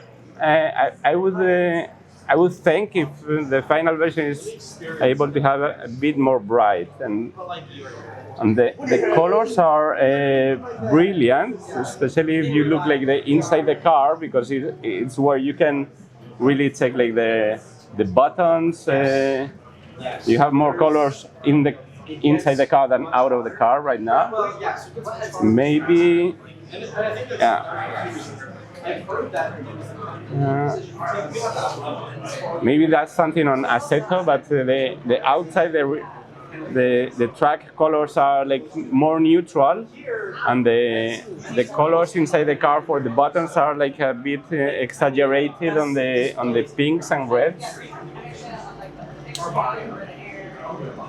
But if I look at my clothing, it's really good. Of course, there's not a screen door effect. Yeah. There is no way you can see the pixels. If I look at my hands, I crash, which is normal. That's nothing to do with the Dream Air. Of course. Yeah, this is quite a challenge racing with those rigs. Yeah. So tell me more. How about? Do you see any chromatic aberration or any of these flaws? No. I think that there's no aberrations, and even if I look like at the edges where you usually find like some chromatic aberrations, I cannot find any. I can only find on the edges like some diminishing of the brightness, of course, but not like the typical like blue or yellow chromatic aberrations, except on the exact edge of the lens. Right. So which is really good. So obviously this is not the final strap. We're using a temporary solution for this DVT sample. But how does it feel wearing the Dream Air compared to the Super or other headsets? I mean, of course, compared to the Super, it's much lighter. So I think that the strap is not the final one, but I hope the light shield is neither. And I think that is not really heavy as the Super are, as I am always like having issues when the headsets are pressing on my nose. So, for example, I have the Quest 3, the PSVR2, and the Apple Vision Pro. And the Apple Vision Pro has like quite a lot of weight on your nose, and then you have to find like aftermarket solution for removing that weight. But I think that this one could go just as it is without any strap on the head, like an extra strap. I think that it's so light that they could go on just with a single strap only behind your neck, provided that the light shield solution is something more comfortable than this, of course. All right. So anything more you would like to add? Are you buying the Dreamer, or I already bought them, so I am a fully paid pre-order guy. So I bought it and paid on April. Oh, I see. So I'm definitely keeping it, which is yeah, it's just around the corner now. yeah. I hope it will be like let's say February. If we all are honest, I don't think they will come before February, but yeah. So hope you will enjoy it. Thank you so much for your impressions. Yeah. Thank you. So have you tried the Dreamer before this, or this is the first headset you're trying today? This is my first headset. Okay. Yeah. Cool. So I'm pretty excited for the Dreamer as well, but yeah. Cool. So what are your first impressions? Yeah, so honestly, the sweet spot is pretty huge on this. Oh my god, don't mind my driving. I think the lenses are honestly one of the best OLED ones I've tried so far. There is a little issue with my IPD not being pretty accurate for some reason, because it's like I'm going a little cross-eyed. But yeah, the center image is good. There's no vignetting. There's really good side. I mean, eye to eye looks pretty good to me, at least in the 80s probably. And FOV is alright. It's on par with other UOLEDs I've tried. Although the vertical, yeah, the vertical is pretty good as well. Yeah, honestly, I'm just pretty impressed by the lens though, because versus the can I say other headsets as well? Say again? Can I refer to other headsets as well? Yeah, of course. Yes, then, well, I mean, obviously the big screens aren't that great glare-wise. The MegaNex I've tried a lot, and doesn't seem to suffer from the same degree at all, which is interesting. And yeah, honestly, I can't see much wrong apart from just the IPD thing, because my eyes are going a little cross-eyed right now. Did we set your IPD correct? Yeah. It is set correctly. It could be the profile, which we're still working on to adjust. Yeah. If you saw the video from this morning, where the next iteration of this, which will be the pre-production sample, or basically the beta testing samples, they will have some corrections to the lenses. The lenses are going to go a little bit further out, or further closer to your eyes, which means that you get easier. You can max out the field of view, and also it might also help with the IPD or cross-light effect, which some people have mentioned already. So I see. Interesting. Okay, that's good to hear. But currently, what headset are you using at home? The Galaxy XR, the XR4, and the MegaNex are my most used headsets so far. So yeah, for the MegaNex, after using the S.3 driver, the custom community made one, the FOV feels a lot better, the distortion profile is better. But for this one, I honestly feel like it's almost on par in terms of distortion. I don't see any visible distortion in the edges. No chromatic aberration at all, which is amazing. The sweet spot is the biggest complaint for the MegaNex, and this one honestly feels a lot better. Yeah, FOV though, I feel like the MegaNex does have a bit more vertical, but I don't have it here to compare. And yeah, horizontal-wise, this feels great. This feels like literally the same. In fact, yeah, pretty much similar to the MegaNex. I can see the edges very clearly, which is great. Although I do have to say the MegaNex does feel like there's a bit more eye to eye. I mean, not binocular overlap. Like probably like, because I get around like literally 99 to 100% on that. And this feels like I'm at like around 80, 76, 80 is what I'm guessing right now. But yeah, I mean, it's really good. Yeah. When I'm looking at the sky, it is very nice. Yeah, do you see any Mura? Like up in the sky? Like the Mura effect? I don't see any changes there. It might just be that, like you said, the view is not quite centered correctly. But I get a little bit of fogginess on the interior of the eyes, so looking inward. The colors are great, though. The colors are much better than the super crystal.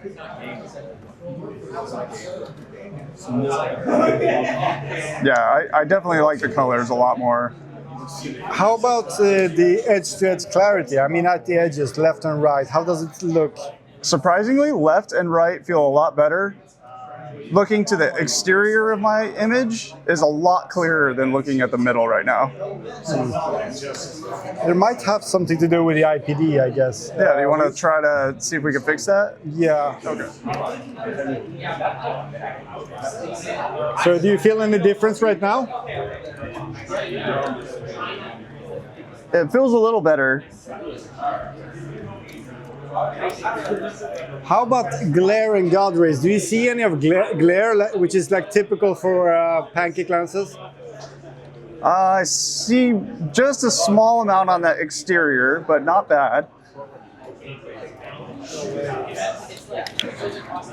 Well, that's not going to work. Save it. Actually, you know what that is? That's light bleed from the gasket. Oh, from outside, you mean? Yeah. Oh, okay. Yeah, we need to close the gate again, it seems. It still is open right now. So,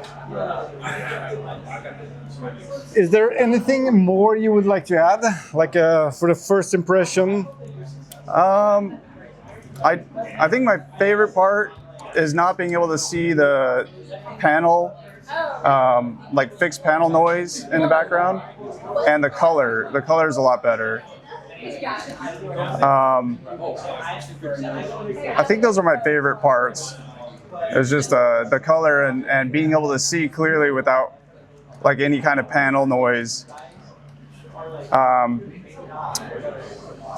It's not really like a screen door effect on the other modules, but it's more of just the way the pixels are laid out. This one is a lot more clear, but my biggest issue right now is just getting the sweet spot on the interior. I see. Yeah, and I think maybe it's just the way that the lenses are set up. Because I didn't have this problem on the Dream Air, yes. The Dream Air had a good sweet spot all the way around. Okay, first impressions are beautiful visuals, lack of mirror and lack of screen door, or I mean zero mirror, zero screen door is just incredible to experience. I never experienced that before in any headset. And the field of view is good. It feels wide enough. The distortion profile, you can tell probably still needs a little bit more tweaking, but it's already really good. Brightness is good. Yeah, really no complaints, except that I have to wear my prescription glasses within this headset, so I look forward to trying this with prescription inserts soon. But yeah, it is awesome. So you said the field of view was all right? Yeah, to me, what field of view does this profile give? 116 horizontally. Yeah, that's what it feels like. It feels, wider would be even better, but it's good. I don't feel like I have tunnel vision. Yeah. And it's bright enough. You had the 50 ppd QLED before, right? Yeah, so this feels much more balanced. So the 50 ppb to me felt too heavy in the front, and this feels much more balanced, much more comfortable, more like the Quest Pro that I'm used to. Yeah, I feel like I could wear this for a long time. So you think it's an upgrade from the QLED, like in general? Yeah, well, huge. I'm really glad I returned the QLED. So can you tell any like immediate differences between the Super Micro OLED and the Dream Air? Any differences?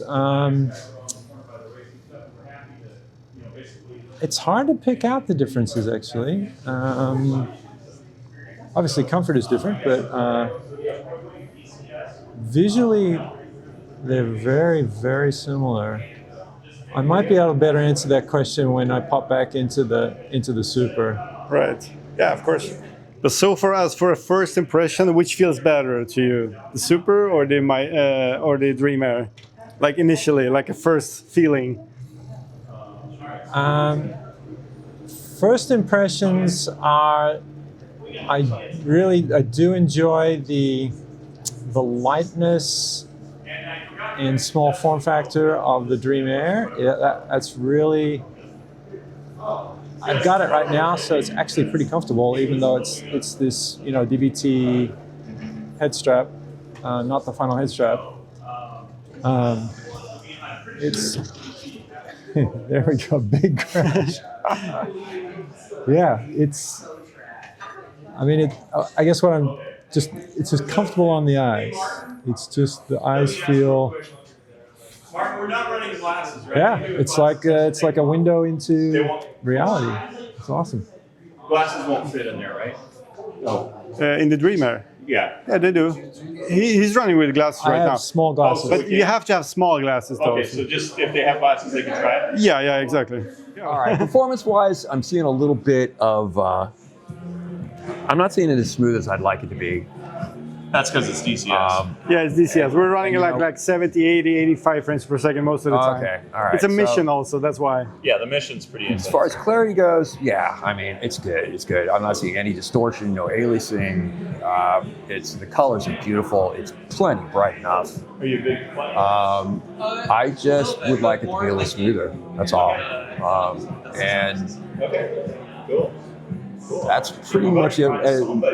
And there's also a little bit of a problem with getting the size of the cockpit right. It was a little bit distorted. It was definitely way too small when we first started. So he made some changes in DCS settings. Yeah, that can be made. Like the scale of the the scaling was off, and it came back. It's still the scaling was a little odd. You know, the cockpit looked about the right size, but the seat just looks a little too narrow. And I'm not sure why, but that wasn't really too much of a problem once I started flying. But comparing this Dream Air with the Super Micro OLED, what would be the big difference here? You see any difference whatsoever? I see definitely a performance difference. There's no doubt about it, which is what I was hoping for. I was hoping to see, that rendering resolution issue, I think, is real with the 50 ppd, and I think you've pretty much beat it down with the OLED. With the OLED lenses, it just works. It just works. Yeah. I'm pretty happy with it. I was talking to I didn't get his name, but I was talking to him, and he said, instead of comfort-wise, yeah, it feels pretty comfortable. It feels pretty light on my head. I had to spend a lot of time with it, but it doesn't feel that much better than Super. And he was suggesting that if I tried the Super with the OLED, that it's significantly lighter, and I would probably be pretty happy with it. And also the audio with the Super, with the DMAS. I don't know. I didn't install the DMAS yet, but I'm presuming that the DMAS is going to be good. And that's one of the things. I'm coming from an HP Reverb G2, and the audio on that is just great. I like the standoff. I don't want to have to put headphones on. Yeah. So I don't know, but this feels really amazing. I like the small form factor. I think this is the future of VR. It's got to get smaller, and yeah, pretty impressive. Performance though was my main focus, and I think that you guys kind of nailed it. Thank you so much for your impressions. Sure. Appreciate it. So you're flying DCS World with the Dream Air DVT sample. What's your first impressions? The visuals are incredibly clear. There's no anti-aliasing at all. It's, yeah, I'm coming from a Quest 3, so this looks incredible. How's the field of view in comparison with the Quest 3?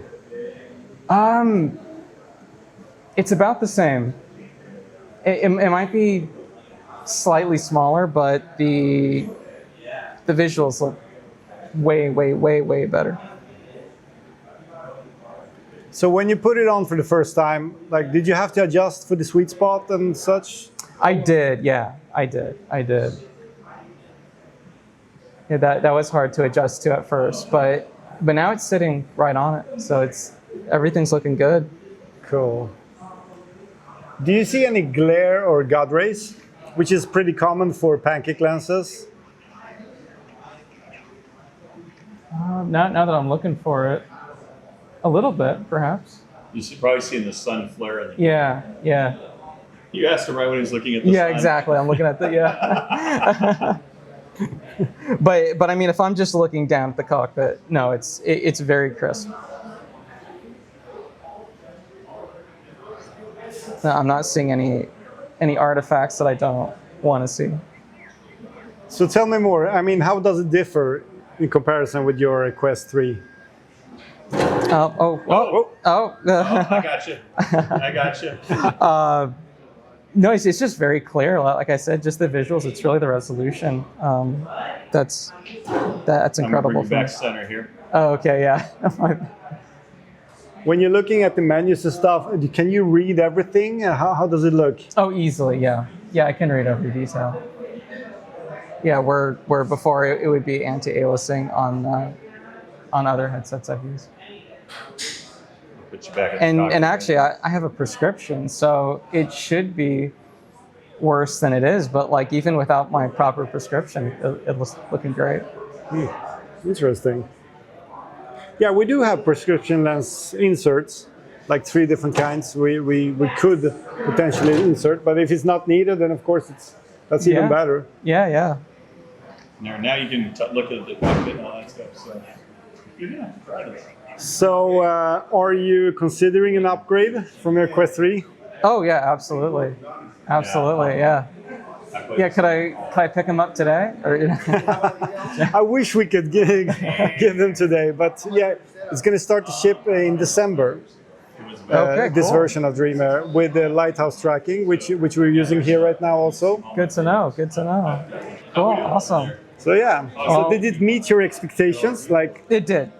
Yeah. No, I appreciate y'all coming out here and giving us a test run. Thank you. I appreciate you coming here, Russell. Yeah, thank you. Thanks. My first impressions, the black levels are amazing. It's actually not as dim as I thought it would be. Let's see, I'm looking for glare. There's a tiny bit of glare, but this is the best OLED headset that I've tried.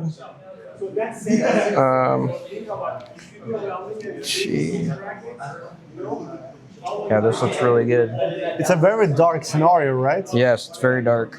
So how does the panels and lenses, I mean, how well do they reproduce the image? Yeah, the contrast is amazing. It's really clear. And there's just a tiny bit of glare, and it's not an issue for me at all. And I'm pretty sensitive to it. So this is really good. The contrast is amazing. I definitely think if the Super OLED had the same distortion profile as this, that it'd be perfect. This is the ideal headset for sure.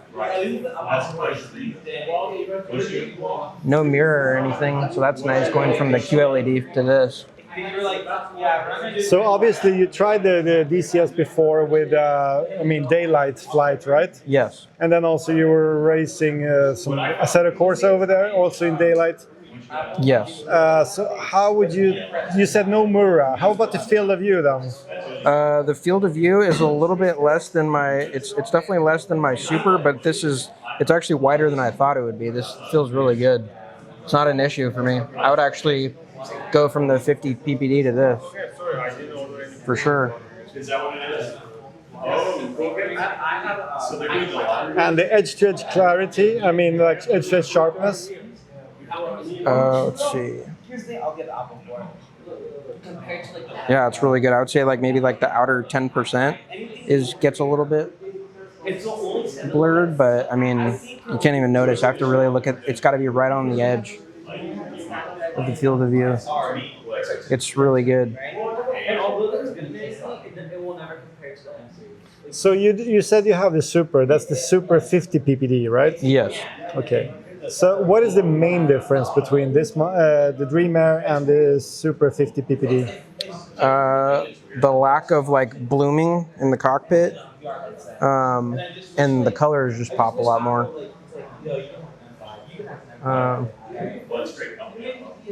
How would you compare the micro-OLED black levels compared to the local dimming on the QLED panels? The local dimming on the QLED panels are good. They're really good for what it is, but this, I mean, you can't beat the micro-OLED. Yeah, this is really good. I was kind of worried about glare, and it's a non-issue. This is totally usable. And the sweet spot then? Is it easy to find the sweet spot, or did you have to like fiddle around to find a perfect sweet spot for your eyes? No, it's pretty easy. It's pretty easy to find it. No issue there. Cool. Now the comfort is what it is right now with the temporary strap, of course. But I mean, how is the comfort on the face mask and the face gasket? Be totally honest now. Yeah, so it's still a DVT sample. Okay, yeah, I would say the gasket. I would like a softer feeling gasket for sure. Yeah, that's probably the only real issue with comfort. Comfort, though, the weight's pretty good. It's really lightweight. Also, you tried this Super micro-OLED before. This is the Dream Air. So what is the big difference between these two? The difference would be, I guess you'd say, the distortion profile.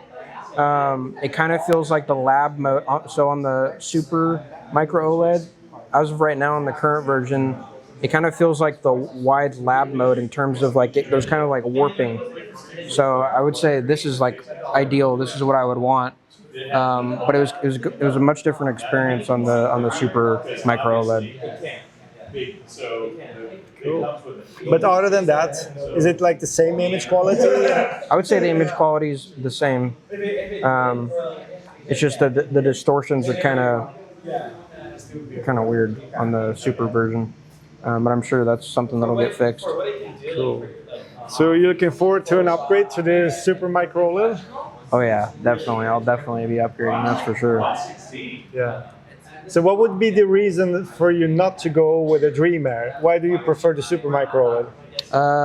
The better audio, potentially a higher field of view, if that's the case. If you do get a wider field of view, that would be the reason. And then the audio. Cool. All right. Thank you so much for your impressions. Yeah, thank you. Yeah, I am seeing this very clearly without lens inserts, which I cannot do on the other Pimax headsets, so I really appreciate that. How is the clarity, first of all? It's amazing. It's everything that the other headsets aren't.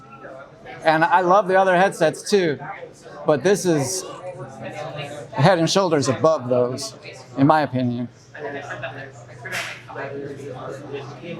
Like in terms of edge-to-edge clarity, What would you say about it? Like at the edges, left and right side. I would say on par, if not better than the Super.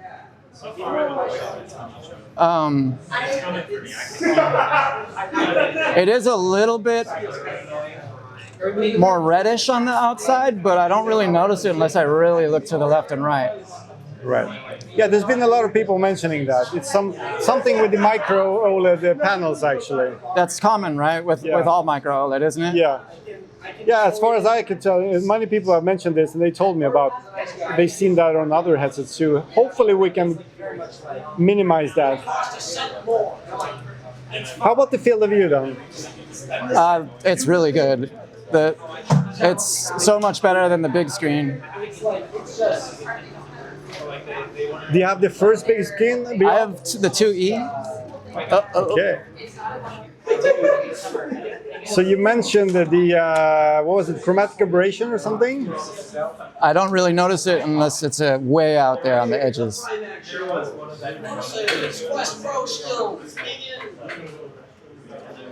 So way better than the Crystal Light. Probably about the same as the Super, I think.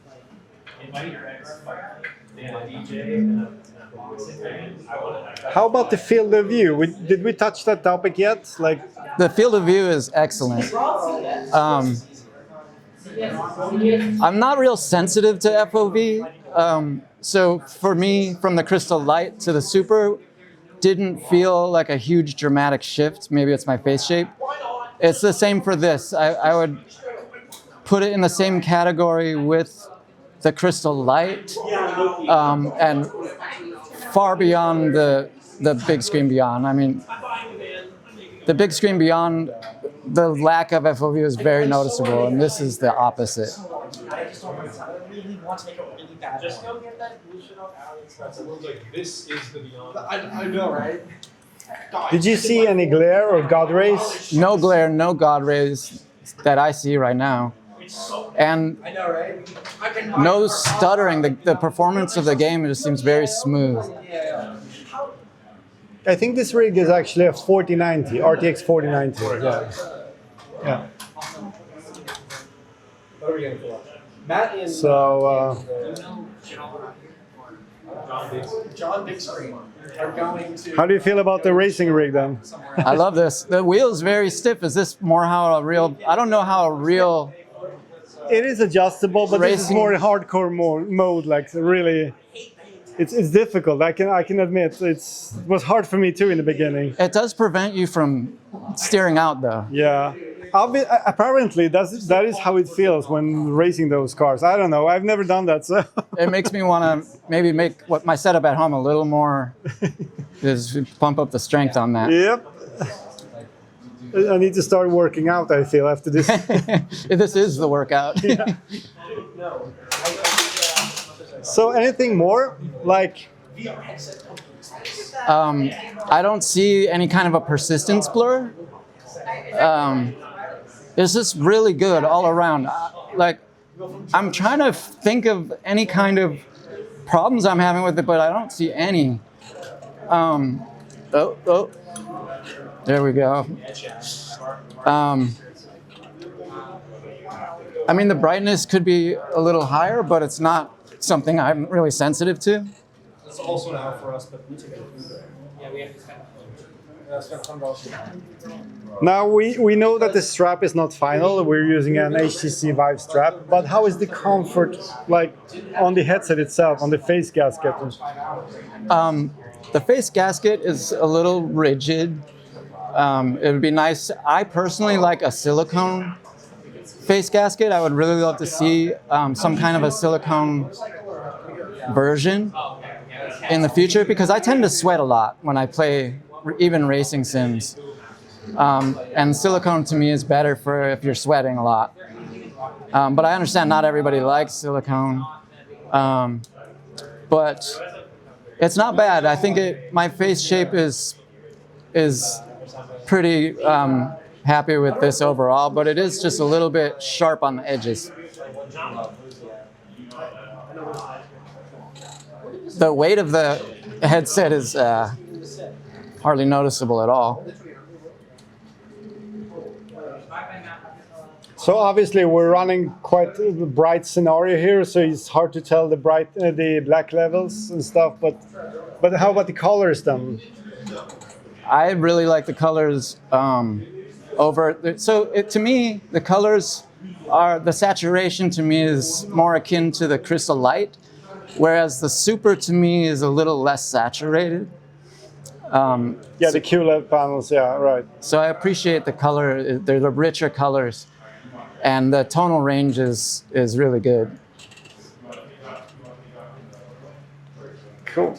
So overall, let's say you do have the big screen beyond 2, you said, right? Yeah, but I'm waiting for a new unit, so I could not get a clear picture with the big screen at all. Okay. No matter what I did. So I think my face gasket was just not right. What I really like about this, what I also like about the big screen and the Quest is the slightly further focal distance. That makes a big difference for me. And it makes it more shareable. If I have somebody who doesn't have my prescription, they're more likely to be able to play without a blurry image. But if you had to choose between one headset, I mean between all your headsets and just pick one? Oh, it would be this. It would be this, hands down. It's no question. I don't think that the brightness and the FOV for me personally are deciding factors to where I would want the super over this. And I have the super and I'm gonna keep it. And I have the micro-OLED module on order. So, if I'm not mistaken, the super micro-OLED module has a wider FOV? Yes, it has, but it's only like 5-6 degrees for now, at least. Yeah. Unless we can create some better profiles. Yeah, I mean, I'm very happy with this. The concave lenses is brilliant. This is to me, we're there now. This is the beginning of. This is how all headsets should be, basically. The colors, the tonal range, the depth of the blacks, the comfort level. The only thing, I'm assuming eventually there'll be DMOS, versions of the head strut or something that can accommodate that. So I hope so too. I've heard it's something we're planning to do. Yeah. There's almost no downsides to this. It has fans, right? Yes, it's 2 fans. Yeah, one for each panel. It has fans, IPD motor, and all that, and it's still this light. Yeah, and eye tracking. And it's just amazing. I feel so fortunate to actually be getting into VR right now, like when it's really getting there. It's getting there now, yeah, for sure. This is great. I will probably be picking mine up when they get them in stock here, so I'll have to start saving. Yeah, I can't wait to share this with my friends because I think for a lot of people, it's the large form factor is a bit of a turnoff, and I think that with the smoothness, you don't notice the pixels. You don't really, the performance is better, so the FPS is better, and I think that is better for everybody's. Some people get nauseous in other headsets, and I think that this is less likely to induce nausea. I've never gotten nauseous from. I'm one of those people that puts everything on smooth rotation. I don't like snap turning. Right. I turn off all the vignette features and stuff because that just doesn't happen for me. But most of my friends, they just can't be in there for very long. And so I can't wait for them to try something like this. And it's got, I keep referencing the big screen beyond because it's the other small form factor. I haven't tried the MegaNex, but the IPD adjustment being handily available here is huge for when you have people who are there that don't know their IPD and you don't really know what to set it to. You want to be able to switch quickly between people if they're trading off. So I really like that. I appreciate that. The sweet spot is huge. I actually didn't see any kind of blurry image anywhere. And I have very little experience with micro-OLED, but I'm completely sold after trying this. This is great. Sounds great. Thank you so much for your impressions. Of course.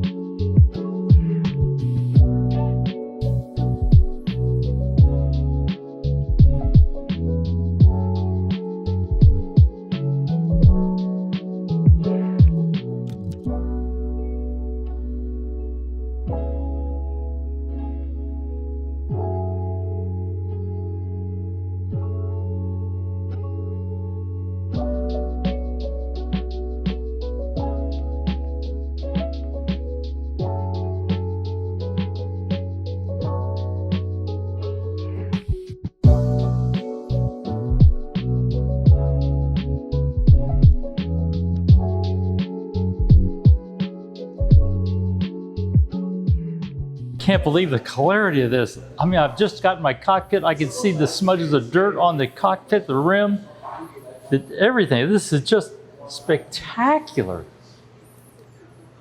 So it's smooth. It is just, oh, it's hard to describe this. I've watched every YouTube video there is and heard them, and I just believe them, but this is beyond belief. This is so, you just cannot describe how incredible this feeling is. I absolutely feel like I'm here. It reminds me of the days when I was flying buffs. Oh my gosh. I can't wait to do a refueling in the B-52 with this. This is going to be an absolute riot. So if you look at the dashboard, can you read everything? Oh, everything is just spectacular. I was wondering if I had to get a specific prescription to make this has clarity that is beyond belief. There isn't any. I can see the dust down there on the rudder pedals. I mean, every letter is just. It's just amazing. I really cannot believe this. Even that impact was amazing. I love the first reaction a couple of minutes ago when you put it on. Like, oh, whoa. Oh, I should literally put them back on. I still can't believe I just got into this cockpit with these glasses, and I feel like calling control and just saying Artesian 2-1. Oh shit! I think I broke. For landing. I think I broke your tracking. Sorry, I was like standing in the way. It doesn't matter. It is just. God, I could literally just bank off here, come in for a short final, and be there. I'm just here to tell you, I still can't believe it. This is a dream come true, seeing this kind of clarity and this reality. So now, now, my God, this is, you know, what's so amazing about this is that you just cannot really believe this is what it's going to be when you're going to put on this headset. You watch the videos and you think it's going to be one way, and you say, okay, that's okay. But then you get here. I mean, I can't get just the map. I mean, I can do everything on here. But the clarity and this is truly, you cannot express my disbelief on how phenomenal this is. The realism is just, I just want to reach out and grab everything. This is, I will say it again, it is beyond belief. Yeah, I think you can actually do if you hold the controller here, you can probably, we just have a gamepad, and then you have the joystick. The joysticks are by your thumbs, yeah. Then you can control it a little bit. Oh, too cool. Oh, it's very sensitive though. Oh my gosh. But then you start to see the drops in frame rate though, because we're still running this only on a 4070 mini PC. So it's going to be, if you run like a 4090 or a 5090, it's going to be totally smooth, of course. If it's any smoother than this, I just can't believe it has to be any smoother. This is already at a level that is just, you wouldn't even need to improve on it. It is just, it's so real. It is just so real. Tell me, what do you think about the field of view? You know, everyone says it's restricted. I don't see what's restricted. I wore a helmet for 27 years, and this has greater view than I had in my visor. There is zero. It's not even on your mind. This immersion is so real that you're not thinking about field of view. It has no applicability. You're alive. You're in this cockpit. Everything is just, your mind is on the mission. I just can't believe I can really feel like I'm flying my airplane again. So you are a fighter. You were a fighter pilot. I mean, yeah, Air Force. Air Force. Wow. That was 40 years ago, but it doesn't change the view of the cockpit. It is just spectacular. Wow. Field of view. I don't even know what you're talking about. It is so great. I'm moving the same movements I would do normally. Do my checking, my clear, top left, top right. This is just. How about the brightness levels? This is wonderful. I'm looking at the sun right now, just thinking, my gosh, even a check 6 I could go with. There's just nothing here that is believable. It's so good. I have nothing on my mind but just wanting to fly. Absolutely nothing. Nothing is in this is. I won't mention the two competitors I just tried to their visions, and this is just a different world. May I ask which competitors? Yeah, it was the new XR1. I just sent it back yesterday. Oh, the Samsung, right? The Samsung, I just got it. I mean, it had good clarity and everything. It's just, it was so uncomfortable, I just couldn't get over it. I thought it was going to be, but this Dream Air just, it puts comfort in a different world. I don't even recognize I have these on. And I was worried about sitting for 4 or 5 hours in a cockpit with the other ones. I couldn't go 30 minutes without it just driving me nuts. This is hard to believe. I just need to reiterate, the fact that you put these on, you are not thinking field of view, you're not thinking about anything. All you're thinking about is the reality that you are in the seat and you're ready for action and you're ready to do anything. I'm just looking for my wingman, that's all I'm doing. Wow. God bless you guys. This is just absolutely amazing. Thank you. Wow. I'm going to just, Roger and out. This is it. I'm landing this puppy. Thank you. Thank you guys. Thank you. Wow. Amazing. Simply. You had no idea how real this is. Wow, I'm happy to hear that. Thank you. Wow. So you're testing DCS. It's a flight simulator with the Dream Air. What are your impressions here? It's really clear. I can see all the knobs and like the, I guess the labels very clearly. So there's no. Yeah, it's very impressive. Because I use a Quest 3 myself at home. The FOV is wider. I mean, like I wasn't expecting the square like kind of corner on the side. So it's very noticeable, but also like it's still like a wider FOV. I think. Of course, birds there, right? Yeah, this is really impressive. Very sharp. Is it? Actually, as I get really so I mean, more like edge-to-edge sharpness and stuff like that. Oh like yes. Right here, it's perfect. If I look at the corner without turning my head, it's still very sharp for both sides. It seems. And it looks really like right here. It feels like a pretty good overlap of the two. Does it do that on the PC screen also? The two images as well. The overlap can be enlarged. I mean, it can be changed because we can use different profiles.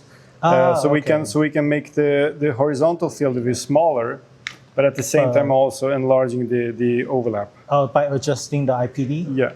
Ah, okay, nice. Yeah, let me see if I can. Yeah, I'm moving. Okay, so there we got the gamepad. You can touch it with there, and then you use the joystick to just move around. Oh, okay. The frame rate is not fully perfect. It's because this simulator is pretty advanced, and we're running this on a 4070. Oh, okay. So you might see some stutters, but yeah, that's because of the PC. Particularly when you have high quality. How are the colors, by the way? The colors and contrasts? Oh, yes. It's very vibrant. I guess that's one thing I didn't realize at first, like what makes it stand out. But the color is very vibrant.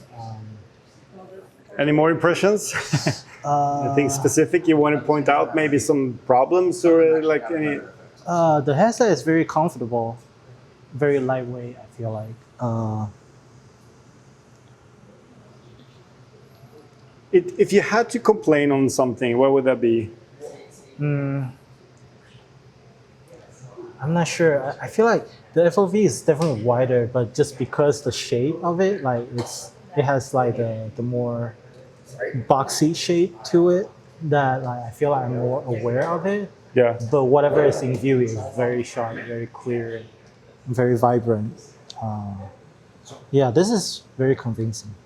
What's the vertical FOV on this again? We're running the standard profile now, which is 112 degrees horizontally and 88 vertically. 88 vertically. Yeah, so it's only 88, but it does feel wider, I would say. Right. Because my primary concern with these kind of things is just how much I can see and then how clear it looks afterwards. But yeah. I mean, also I'm very impressed right out the gate by the comfort. You know, I'm just flicking my head around a bit, trying to see how well it sticks on. It just sticks right to my face, which is fantastic. And that's good. And looking down, you said it's set on 88 right now. Looking down, I can see a big part of my body, which is, so that's good because, yeah, there's definitely that clarity there. Looking around at it, and so I'm guessing that this is, here it is. Are they supposed to rest on my ears like this? Yeah, you can also lift them out. You can Okay. just click them out if you don't want to. I see. Oh, I get it. Yeah. That's no, better. here's the thing. The strap is an HTC Vive, the old one. So this is Okay. just a temporary solution for the comfort, for the strap. We're going to Okay. have like a much better strap, as you probably know. Well, this is a good strap, so I'd look into that, I guess, if I were interested in this. It's just sticking to my face wonderfully. Yeah. I love that. So that's. There is a bit of like the screen shifting up and down when I look up and down. I'm guessing that's probably just I think lighthouses. it might be the performance, which is just terrible in Right. VR chat. Yeah, okay. Also- I'm guessing maybe this isn't the best place for the lighthouse tracking or whatever, but I don't know. Could be that too. If you want, we could test something else. Like, I exclusively use VR chat, so this is fine. I'm mostly just, I want to see how the headset feels and how it looks and stuff. And so far, I like it quite a lot. so we're in a pretty dark spot still, right? This is about the light level of places I'm usually in. I'm usually hanging out in very dark places, so this probably feels about how it normally would be. So how do you feel about the black levels? They look polish? they look fantastic. I'm looking at them and comparing them to lighter things around me and stuff, and it's glowing. Looking out for any glaring or anything like that. Nothing. There's no kind of like whatever the effect is when you move too fast and there's after images or whatever.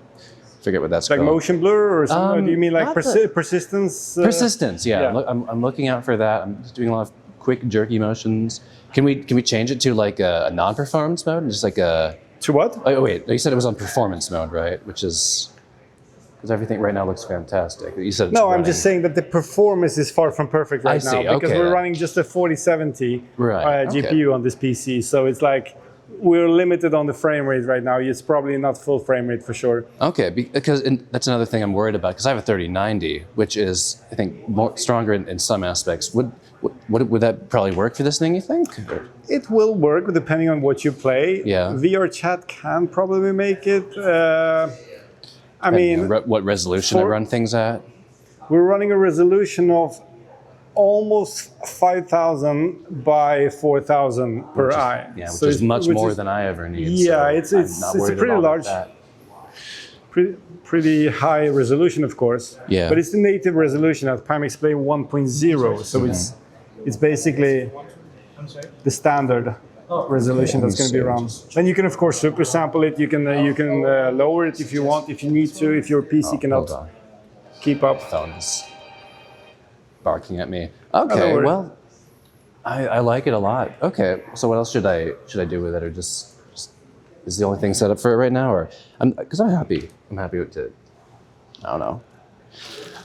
I'm very impressed by it, I guess. I don't know if there's anything else I should look at with it, but No, I mean it's up to you. It's like it's very comfortable. So this thing is work in progress, what you said, but like everything about it feels just fantastic. So I'm very excited for this, I guess. So yeah, thank you.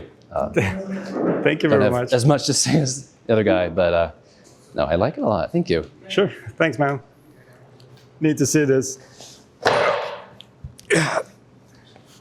Yeah, and it doesn't move at all. It feels fantastic. All right.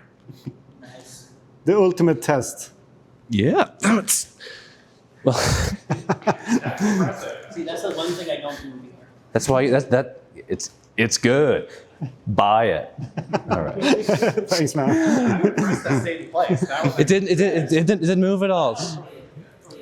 Okay, so yeah, you've shown me the one with like the really high vertical FOV, and like I definitely kind of do feel. I don't know exactly how much it is since we're just in the CMVR home environment, but just to evaluate the optics a bit, I am impressed by like there's very little glare at the moment. There is still some. I'll have to see how maybe it looks in some like a more worst case environment, but like looking right here with the kind of the black stuff, and you get the very black, which is nice with the micro OLED, and then like some other elements. There's not really too much. A little bit, but it's nothing that bad. Let's see. I do see like some there is definitely some color shifting on the far peripheral here towards more of the orange tint or so, which yeah, I do see that more when kind of I move my head, and there are some little distortions when kind of shifting my head like this. If I move my head kind of slowly, it's not too bad or noticeable, but like during more rapid movements, it definitely does stand out. But like you told me, this profile is one of the more beta ones, so like I'm not expecting perfection with it right now. It is cool to see that more higher vertical field of view with a micro OLED sets, though, since I know most headsets which use these kind of panels, like I think they top out around 100-ish, give or take a few degrees. Around there, yeah. Yeah. And what the horizontal was supposed to be 107, I think it was, right? Currently, yes. Yeah, I definitely see that too here. So it definitely feels like if I had to compare it to a headset, like it's kind of like the Quest 3, but like with a little, maybe a similar, maybe slightly more vertical or so on this profile.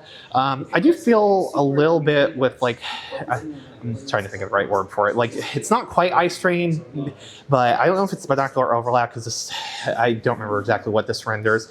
But it's just like, I'm trying to think of the best way. Maybe it's a little weird focus or something. I don't know. But it is really sharp when I look ahead at like the static elements though. But I can definitely tell this profile is kind of a beta one. Yeah, I think we're going to try the standard 116 profile. Did you try it before already, or no? So this is the first profile you've shown me. So okay, yeah, cool. like I'm happy to try another one if you want to load it up. Cool. Give me just a second. Sure. Okay. Let's see. Okay. With the first thing I'm noticing right away is on the ooh. Okay, that's interesting. All right, on the left eye, there is some slight distortions in the very far peripheral of my view, but what this is strange. If I move my eyes all the way to the left to like try and look towards it, it feels like my whole vision suddenly just kind of tints orange. That's really strange. It doesn't really happen when I look towards my right. That's kind of odd. That's weird. I haven't seen that one. Yeah, but like I saw the color shift a little bit before on the other profile. I'm like, this is sort of just an expectation with Pancake Optics. I've seen a little bit of it even on the Quest 3, but yeah, okay, that is definitely really interesting. Edge-to-edge clarity-wise, it's pretty good. I'd say most of the field of view in terms of sharpness, a little towards the edge, not quite there. But like that orange shift in tint, it definitely is very distracting to me. Let's see, hold on. My head a little... Yeah, okay. When looking straight ahead, it's pretty nice, aside from that slight little distortion on the left side. But I do notice that, like, kind of the center area, sort of like where my nose is cut out, I do see a little bit of vignetting. It's kind of like odd with the, maybe a little eye strain. I'm not 100% sure. It just feels like it's a little hard to focus on some stuff. And it's not like it's blurry. I'm just trying to think of the best way to describe it, but just something feels like not quite right. Sharpness is really good though. What's the render resolution on this right now? It's 5,300 by 4,000 something. I don't see it in front of me right now. Okay, that sounds about right from I remember the YouTube video. But yeah, it looks really nice. Like when looking ahead in the sharpness, I would say it definitely does. Let me double check. Yeah, I'm going to see the exact numbers here. No, actually, it's 4,984 by 3,000. Wait, we're not running this at full resolution. Okay, maybe that might explain some of the aberrations. I was going to say, it does look pretty sharp and stuff like that. Yeah, but, I think we completely forgot. Yeah, this didn't change the settings we did. I was about to say, like, it looks somewhat close to the 50 ppd at full res or so, but not maybe quite there. So that was probably why. Yeah, I got a feeling this is... Why didn't it change the settings for some reason? That's super weird. Let me show you how bad my phone is. Give me just a second. Okay, yeah, that's definitely noticeably sharper. Now that's running a bit full res, and so, let's see. Most of what I still said does still apply, but like the sharpness definitely is really nice. I'm gonna kind of go all the way back over here just to look at things. Let's see.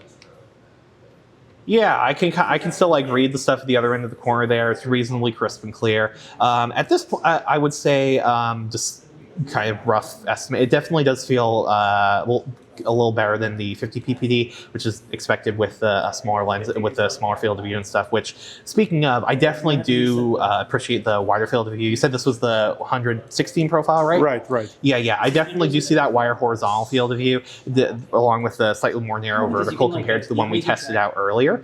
But like, it definitely is cool to see the wider horizontal field of view with like the micro OLED screens and optics. But they're definitely like, the lenses kind of just right now aren't really doing it for me.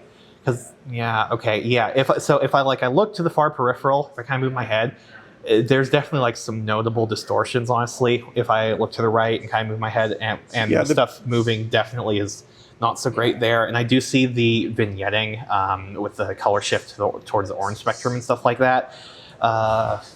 Yeah, up and down, it's not so bad, but it's definitely there. Left and right, though, that is really present. I'm gonna be honest. Yeah, it's definitely sharp, though. I can give it that much for sure. Let's see. Is there like maybe a game you want to load up and check out? Yeah, check if you can start off something from there. Perfect. Oh yeah. So now, and I'm in the black space here. Like I can see some of the internal reflections a bit like that. It's more towards the peripheral though. It's like not really in the center, which is nice to see. But I also got like a brighter element that's like taking up most of my vision right now. So I just have to see how that is in like a darker place. But like they're definitely there. Did I press Is it starting? Yeah, so the first time Kayak VR starts, it usually takes like a couple minutes for me.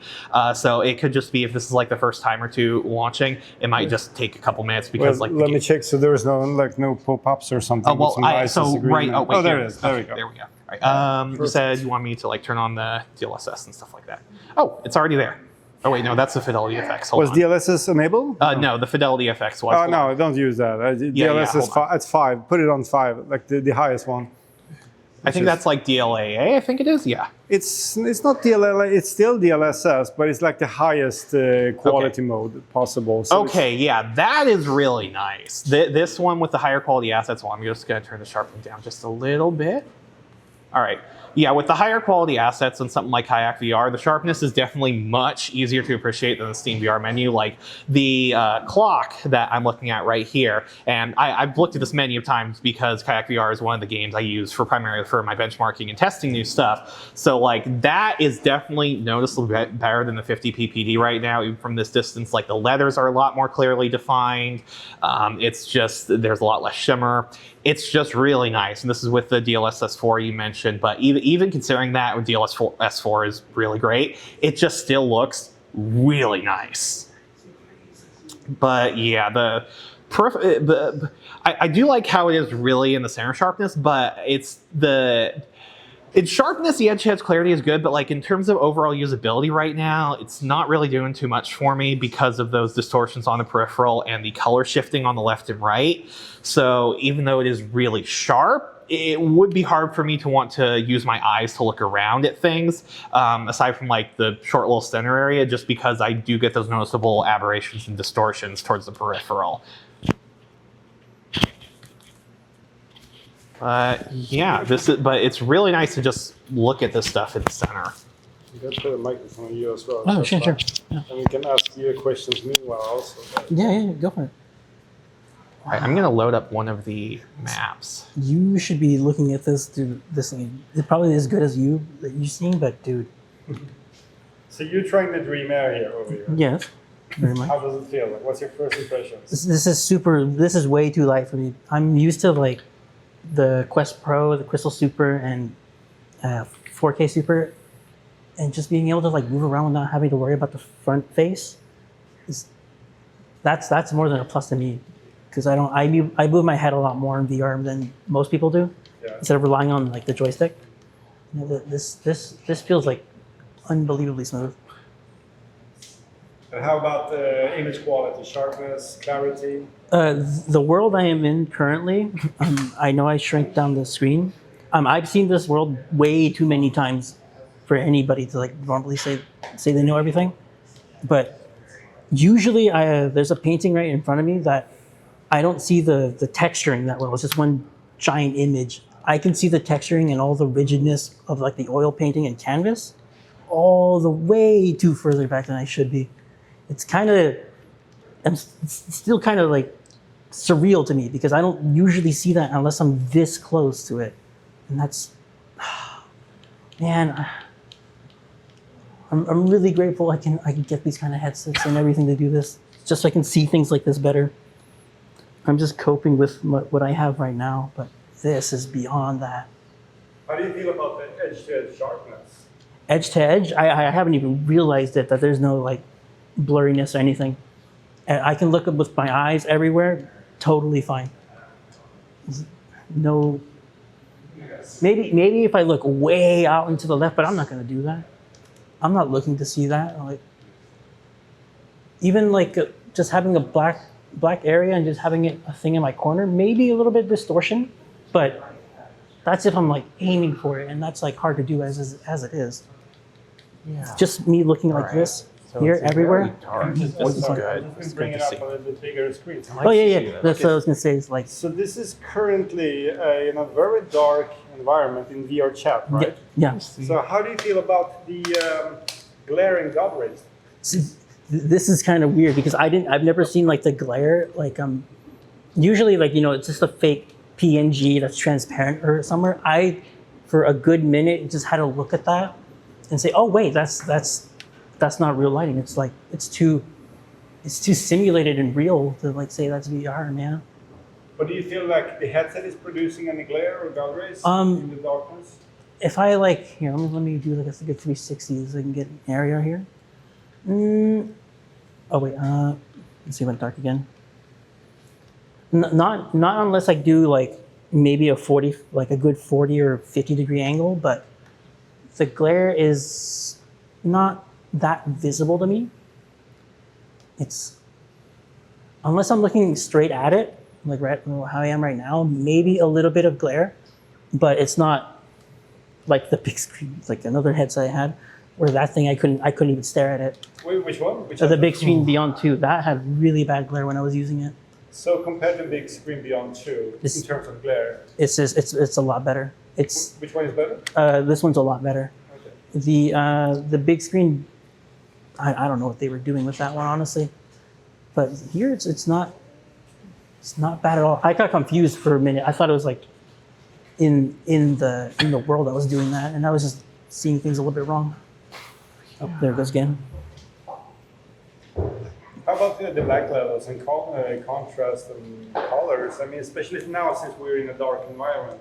Yeah, this is a spot I go to a lot personally, and I usually pay attention to like the spots right here in darker areas, or maybe this like entire black screen.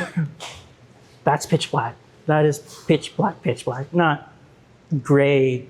It's still black and glaring. So. That's dark. That is really good. I would love to like try the stuff that I made for here for VR chat to see how dark I can make things look and how clear I can go with it. This is what makes me want to work on that more. Even here on the glass on this table, usually you don't see the little stains and markings, unless you're like really close by. But I can see it way further back. That's amazing, man. I don't have any real words for it. I have other headsets that do this to a slight degree, but this one does it more. This does it way better. Like I don't understand. It's so good. Is there anything you want to like complain about? Any like nitpick on? If I was to be nitpicky in a small way, maybe it would be it's a prototype. I understand. Maybe there's like a little bit of something I'm not realizing right now, but I'm too focused on what I'm seeing right now to care or even worry about that. This is if this is how it is right now, I cannot wait until I see it once it's finished production. Once you guys have everything set correctly, it can only get better from here, right? It's so amazing. Up there it is again. So this is using lighthouse tracking or camera tracking? Yes, currently yes. This version is using lighthouse tracking. We're using 2 base stations over here. Hopefully it works fine because we have a lot of glass windows and stuff everywhere. It's fine, and unless you're, I'm assuming you're right there. Yeah. So unless you get in front of the wave from it, I might have done that a couple of times. No, yeah. I've been walking back and forth here. Other than that, that is totally fine. As long as it's just I know you're passing through, and it's not like freaking out from anything else. That's perfectly fine. Usually with the Quest Pro that I have a tracker mounted on top of it. Same thing with like other things that I use, and I have to constantly keep reminding myself to adjust my head and tilt around. So the fact that I'm not doing this with the lighthouse plating is just, this is what I need. This is what I need. I need lighthouse tracking again. I miss it. So to summarize this with a few words, your first 3 marine impressions, like to summarize this. To summarize it? Yeah. Ah, man, what would it be? What would it be? Honestly, as amazing as this is now, the fact that it's not complete really shows you how well this is and how much better it's going to be. That's what I would say. It's just, it's almost perfect. Thank you so much for your interest. No, dude. Thank you for letting me see this stuff and test it out. I only ever hear people say, "Oh, this quality, oh, these numbers or these specs," or it's just details I can't quite understand and visualize. But now that I can, and now that I've seen it, I really want this. I really do want this. Glad to hear that. Thanks, man. No, thank you for letting me use this, man. So I'm in Half-Life Alyx, and I'm using this is a design validation prototype, right? Yes, DVT Samples. Yeah, of the Pimax Dream Air. Now I've just used the Pimax Crystal Super with the micro-OLED displays, and it's similar displays with even, I would say, similar field of view, but in a so much smaller package. One of the things that is really impressive with this type of display, and also the lenses that Pimax are using, is the fidelity of the text. So as I'm looking at the text here, and it says notice authorized personnel only, and different languages and things of that nature, very sharp, very readable, and also natural text quality there. And then as I go wander around, and I'm using teleport just to kind of see different scenes here, because again, you'll see the shadows and the darkness and the black levels and things of that nature. And with this type of micro-OLED display, you see so much more black and not a lot of what I would say front light almost. It's not really backlight, it's like it's in front of your face all the time with like an LCD display. So again, very sharp visuals, very clear, again, crystal clear quality. Looking at this little weed growing here, again, you're seeing more lifelike representation than you would with something like a Quest device, because it's sharper image quality at higher resolution, again, with a bit more field of view as well.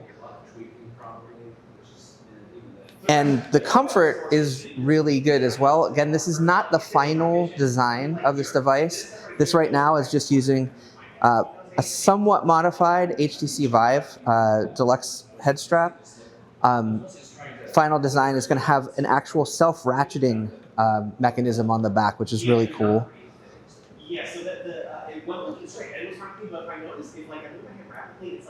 I wish Russell would stop talking to me. I'm just looking around. So Russell is the character that's in my headset in the game. Tell me more about the field of view. So from a field of view perspective, what I really like about both of these headsets is you've got a wide field of view. The field of view feels like if you're looking at a widescreen TV as opposed to, so I'll try to use my hands to describe. So we're looking at like this, whereas with a Quest, it's about here. So it's a significant difference between the two, probably around 12 to 15 degrees difference, and very noticeable. When you're looking at it from the perspective of a vertical field of view, it's a little bit more narrow than the horizontal. So it's not all-encompassing like you would have with an older Pimax headset like the AKX, which I have at home, where it's more surrounding, but it's more like I said, if you're looking at a larger screen in front of each eye, and in a manner that everything on that screen is sharp from edge to edge, which is impressive. And again, in such a small form factor as well.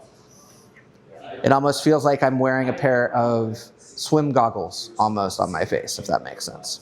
So now we're in a darker place, right? Yeah. And again, in the darker environment, while it's darker and it's strange. So as soon as I turned around here, I could see basically like that's the bright area. That's where I would want to go for sunlight. Just like you would if you were in an actually dim lit place. Like I was drawn to that light, which again isn't something that you get with every headset. So it's impressive to see. Again, just looking at the graphical fidelity, being able to read this small print here where it says video recording and playback, like just the finer things that you don't get from a more basic VR device that you can get with this level of technology is impressive.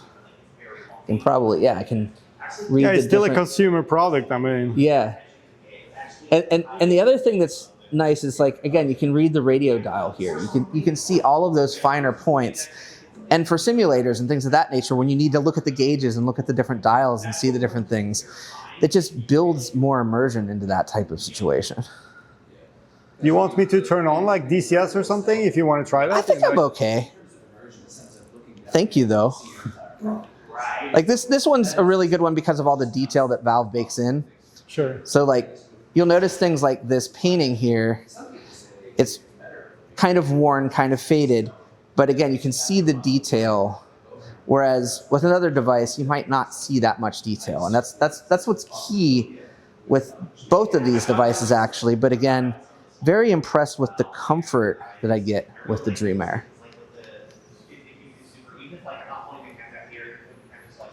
Did we touch the topic edge-to-edge clarity? Like, how does it feel at the edges? Oh, it's perfect. So looking from either side, up or down, everything is sharp from the entire lens. And that's remarkable because, again, usually you see some edge distortion with almost any headset. And I was actually talking about that with the Super as well earlier. Are these the same type of lens? Yes, okay. Exactly the same. I was going to say, because they're remarkable because I don't think I've experienced this with anyone else's headset, to be perfectly honest, where it's incredibly sharp edge to edge, no matter where I'm looking. Like usually when I look at that bookshelf over there, for example, you'll see kind of a little bit of blur if I'm right here and I'm looking, and I don't see that with these lenses. I still see the sharpness on the side of that bookcase. And that's something that definitely took years to build, I'm sure. And it's also, the other thing I want to mention is with Fresnel lenses, which were the old lenses that were used traditionally, you had a lot of like a halo effect or blooming effect. Whereas I'm looking at a TV right now that has a reflection on it. It's got white on it. If I move closer to it, it's still got that white on it, but it doesn't have that halo effect that you would have with the Fresnel lenses because these are more of a flat-ish pancake-style lens. They're not really flat though, and that's noticeable because if they were flat, then you'd get that distortion on the sides. And it's just so much more transportive to have this level of graphic fidelity with this level of clarity. VR transports you to different worlds, but this type of VR is really taking you almost to the next level because you can better embody yourself and better picture yourself and visualize yourself in the world with this level of sharpness and this level of fidelity. That's about it. Cool. Thanks, Eric. Thanks, Martin. This was great. So right now you're using the super micro OLED. You're only in Steam VR, right? Yes. So tell me about your impressions. Well, first of all, I'm very happy there's no Mura. It's very clear. There's a little bit of a focusing thing, which I think it's just a setting we haven't gotten to. But that aside, it's definitely very clear, like very crisp. So now we're running with 116 degrees horizontally. Previously, you also tried another profile which had bigger overlap. Can you tell any difference right now in terms of field of view? Honestly, not so much. There's still, I can still see like I'm looking through a letterbox. So you kind of have to just get immersed in the actual clarity of the picture to kind of just forget about that. Right. And the edge-to-edge clarity, is that something you could elaborate on? I mean, how sharp is it at the edges? Yeah, so there's no, it's sharp.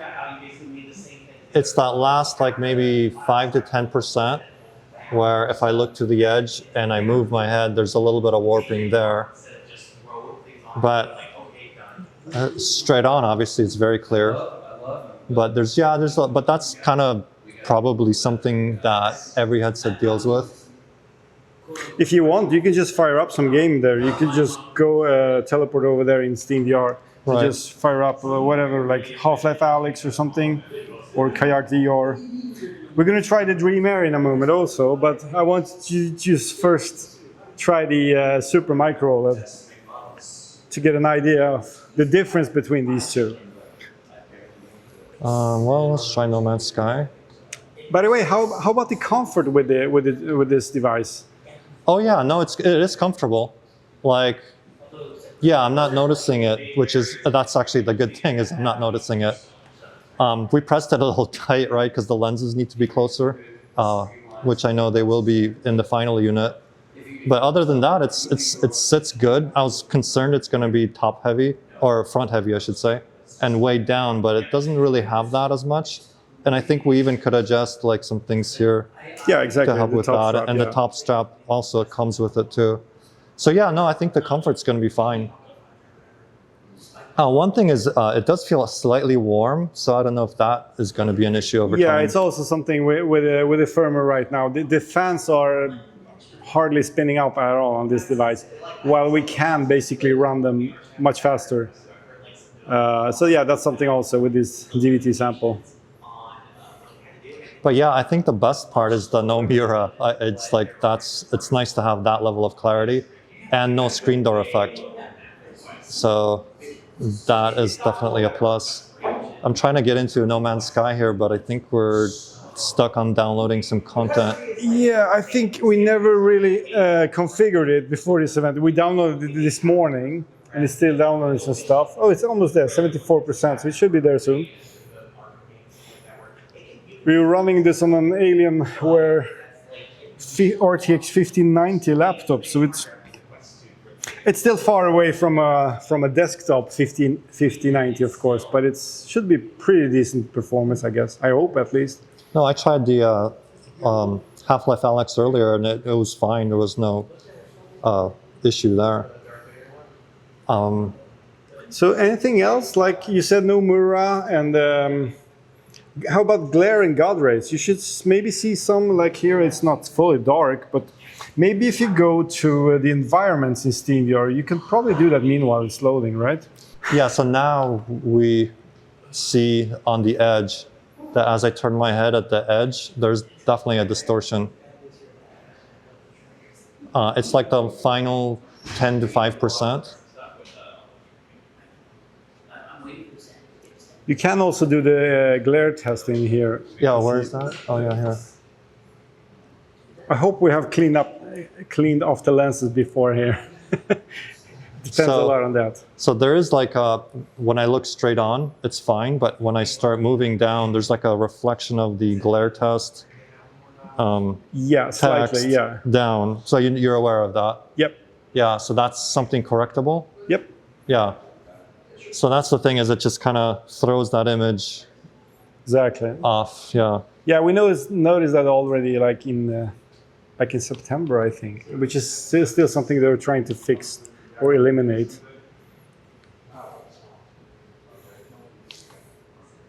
So the funny thing is I didn't notice such a huge difference between the 102, I think we ran earlier, field of view, and 100 and whatever we're doing now. We're 116 right now. 16, yeah. Like, strangely, that didn't seem like a big jump. Yeah, I would say everything above 100 degrees is starting to, like, it's not that much of a difference. It's still the peripheral view, especially once you start to climb around like 120 degrees. Everything above that is just extra, yeah. Yeah, it's just like something you normally won't even notice unless you're running in something like in the racing simulator or so. You know what I do notice is that on the top, the vertical field of view is not an issue. But on the bottom, I mentioned this earlier, the black bar. Yeah. Where it just feels like, okay, so something is cut off here. Right.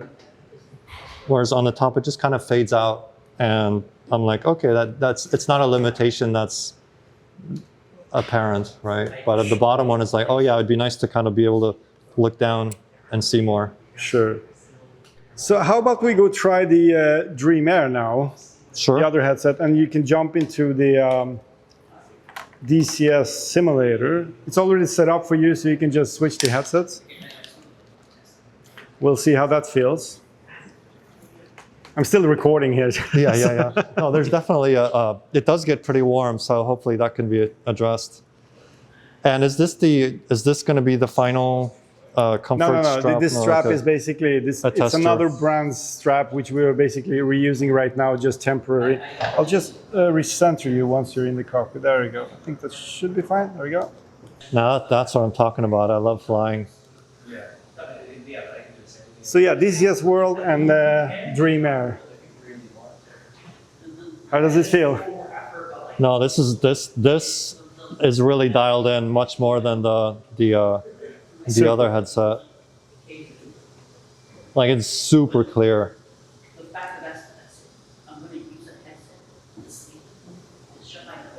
How is the field of view with the Dream Air? Yeah, I think we're running the 102 now, right? 112 actually, 112 horizontally, but vertically it's only 88 for now. No, yeah, I definitely see that kind of black bar cut off on the bottom. It's okay on the top. It does feel like, oh, it'd be nice if it was just a little bit wider. But this is like realistic. There's also like, this is probably a software issue where like below a certain line, it's not rendering as clearly. And then above that line, that is actually quad views. I'm sorry? This is because we're running quad views right now. With quad views, it's like an eye tracking method. Oh, I see. So it's rendering the best image in the center, and then it lowers the resolution. But since eye tracking is not enabled, then the square is basically like centered in the middle right now. Okay. So it's basically like a fixed foveated rendering. Right, now I see the square now. Yeah. First I saw the line, but now I see the square. Yeah, but it's only in this game because it's otherwise the performance would be even worse without the square. So without fixed foveated rendering. It's called quad views. But once you have eye tracking enabled, which you are going to have on both headsets, then you never see the square because it's following your eyes, right? Right. No, it's super. It is very clear. Oh yeah, the mirror test, right? You got to do that. Yeah, so there's nothing in between me and the image, which is nice. If you look at the dashboard, can you read everything and see everything? Oh yeah, no, it's absolutely clear. Oh, the other thing is the that aliasing thing. It's like I have to like look for it. You can go even higher resolution, of course. This is the base resolution, which is like 4,000 something by 4,000 something. So it's like you can go higher than this, and then eliminate the last little jagged edges, of course. But then, of course, it requires even more GPU. And here Right. we're running a 4070 Super, so it's not like the optimal. No, this is good. I mean, this is like to the level where the graphics of the game are the limitation, not the actual VR.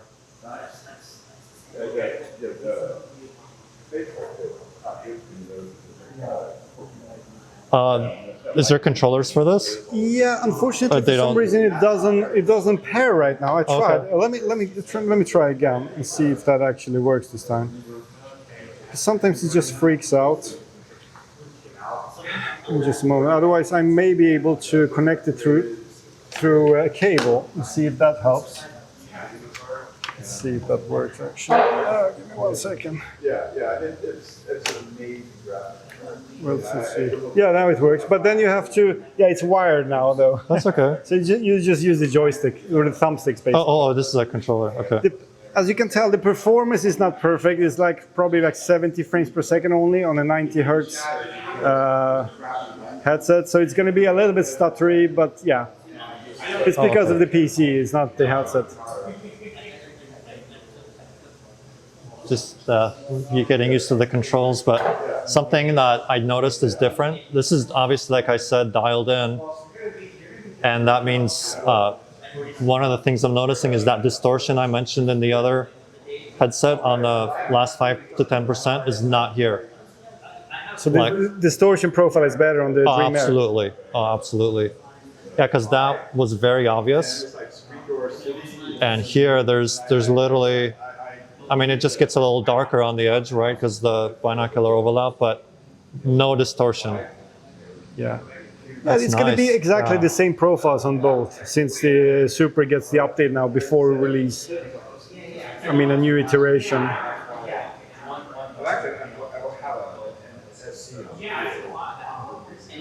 Do you feel any glare or something? Like any?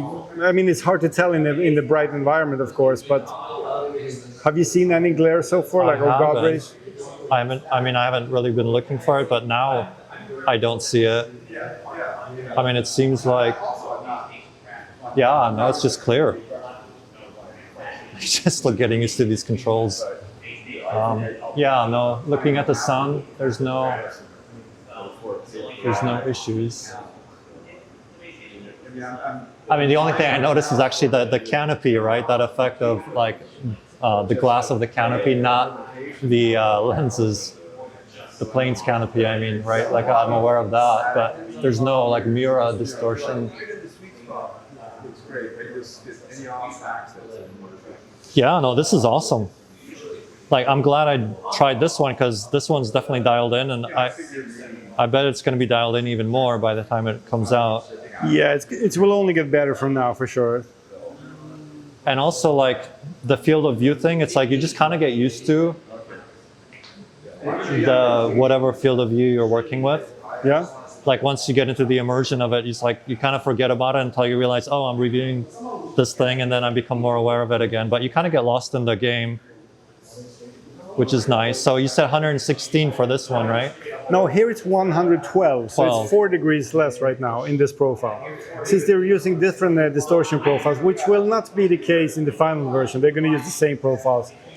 We might squeeze out a few more degrees more on the Crystal Super compared to the Dream Air, but it's not going to be much, maybe maximum 5 degrees more in total. So yeah, to summarize this, like in a few sentences, how would you say? I mean, you can play further out. I just wanted your last impressions here before I turn off the camera.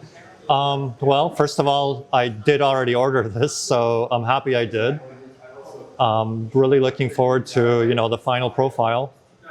and just playing out, testing it out on more environments. But no, I'm happy. I'm definitely going to be keeping it. And I know it's only going to keep improving even after it comes out. Like, you guys are pretty good at constantly upgrading stuff. So yeah, no, this is good. This is absolutely good. Thank you so much for your impression. Yeah. Thanks. So let's start from the beginning. How does it feel? Feels great. I mean, obviously, this is just a demo unit that I'm using, so the limitations, are there. That when I get my one that I buy and have at home, will probably be much more.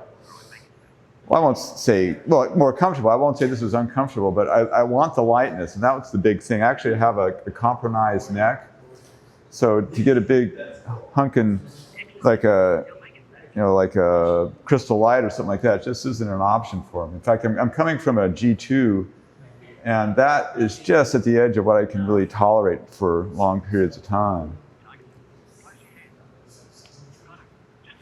So interesting, comparing the G2 to this, in terms of clarity, sharpness, what would you say? Oh, wow. I just lost everything. Okay, it's coming back. Oh, it's me, probably. They're not in the same league. I mean, this is so vastly superior.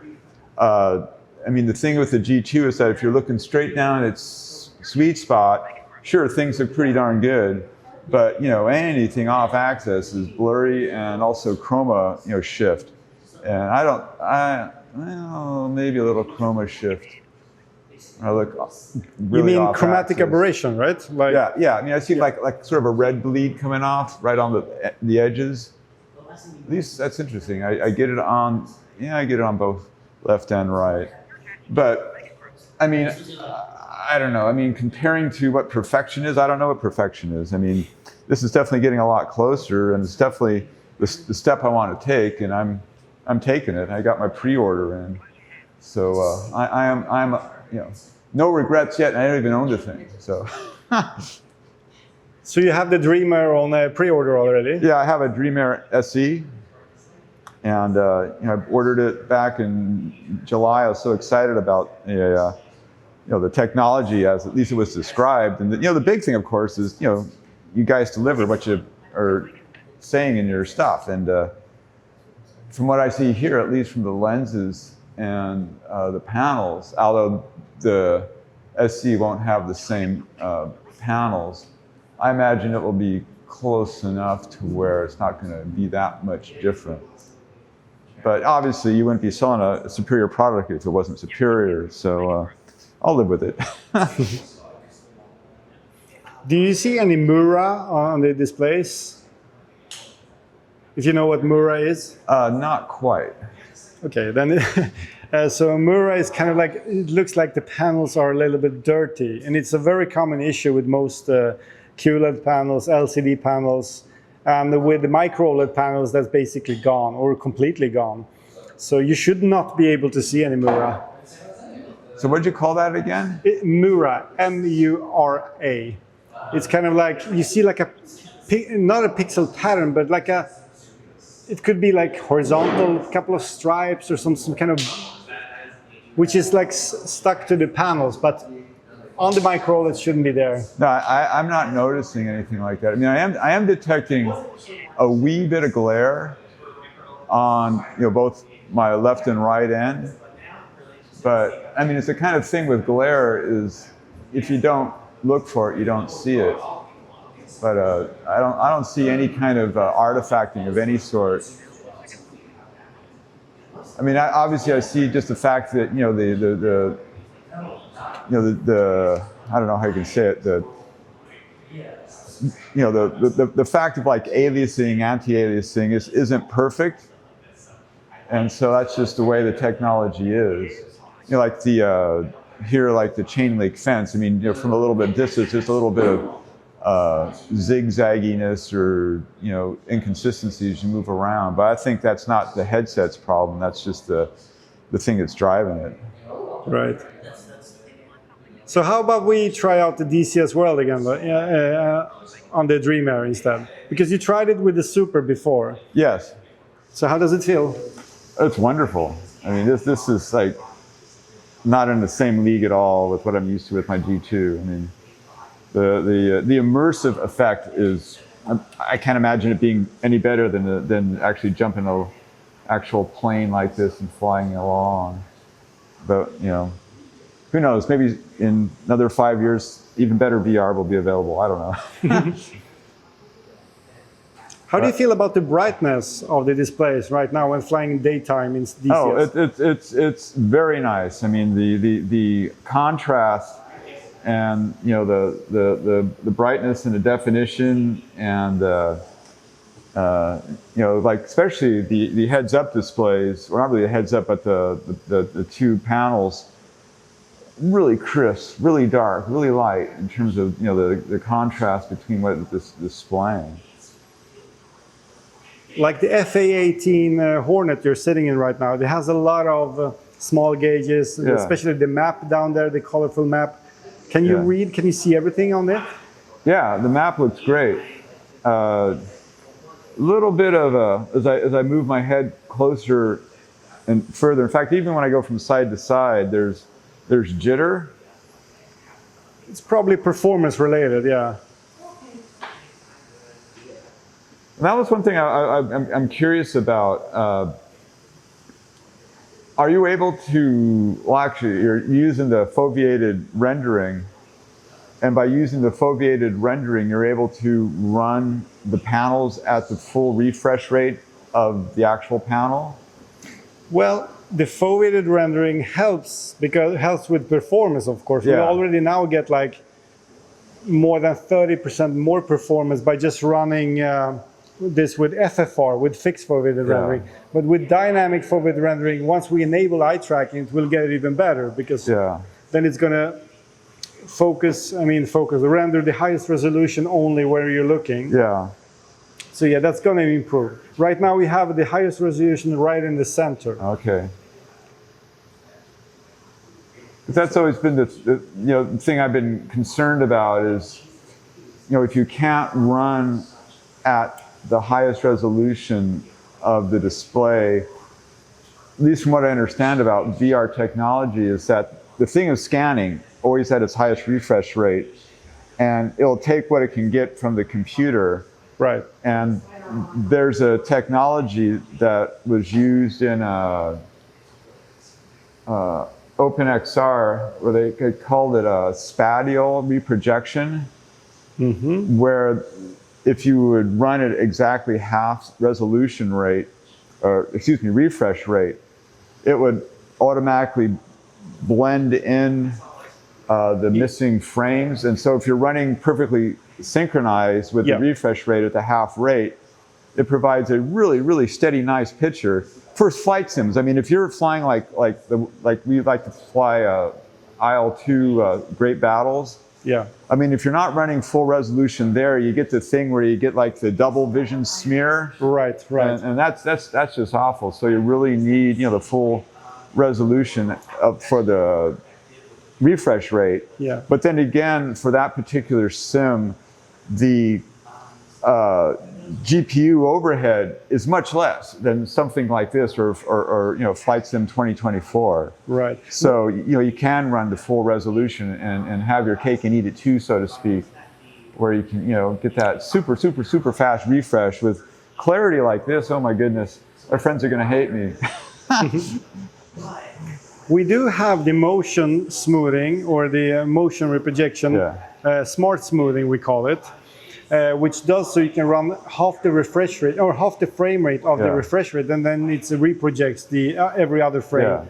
And it does work pretty okay with DCS World and Microsoft Flight Simulator, although it is a little bit more taxing on the CPU though. So it's the CPU has to work a little bit harder. But then yes, then if you run 90 hertz, which is what the Dream Air is running at max, then you can run the sim at 45 only. It's going to look completely smooth. It's going to look like 90 basically. Wow. So that's what you're referring to, I guess. Yeah.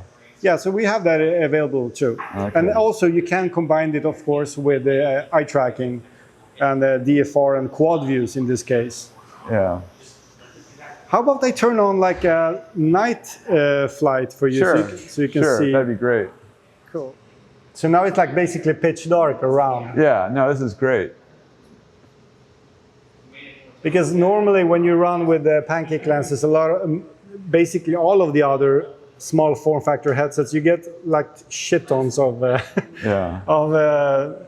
glare and God rays at night. I don't see anything like that. So you see any glare or any God rays? If I think about it, I think I might see a little glare. I mean, you almost get this effect where your eyeball reflection, you get what you get with eyeglasses. Right. That can be there, but it's a kind of thing is, if you're not looking for it, you don't see it. And the other thing with this kind of, especially this display here, that the cockpit displays are so bright that, at least for my older eyes, it has a hard time moving from seeing this really bright displays, then to look outside and I get that kind of glowy effect on my retina, from it's like, flashlight effect or something like that, although not that severe, but it's definitely noticeable. But that's me. I mean, that's nothing to do with the technology. But yeah, the crispness of everything is just stupendous. And I also appreciate, the off-axis view, even though the eye tracking is not there, but it's still just light years beyond what I'm used to with my G2. Cool. So to summarize this, briefly, your first impressions with the Dream Air, if you combine some of the impressions. I mean, my number one thing is moving to better technology, and the OLEDs with the pancake lenses, and hopefully with the eye tracking and all that. I mean, this is exactly where I want to be going, and I'm very thrilled that wow. I just crashed into the ground. Okay. That's okay though. I'm fine. I'm actually going to take this off. Wow, what a fantastic experience.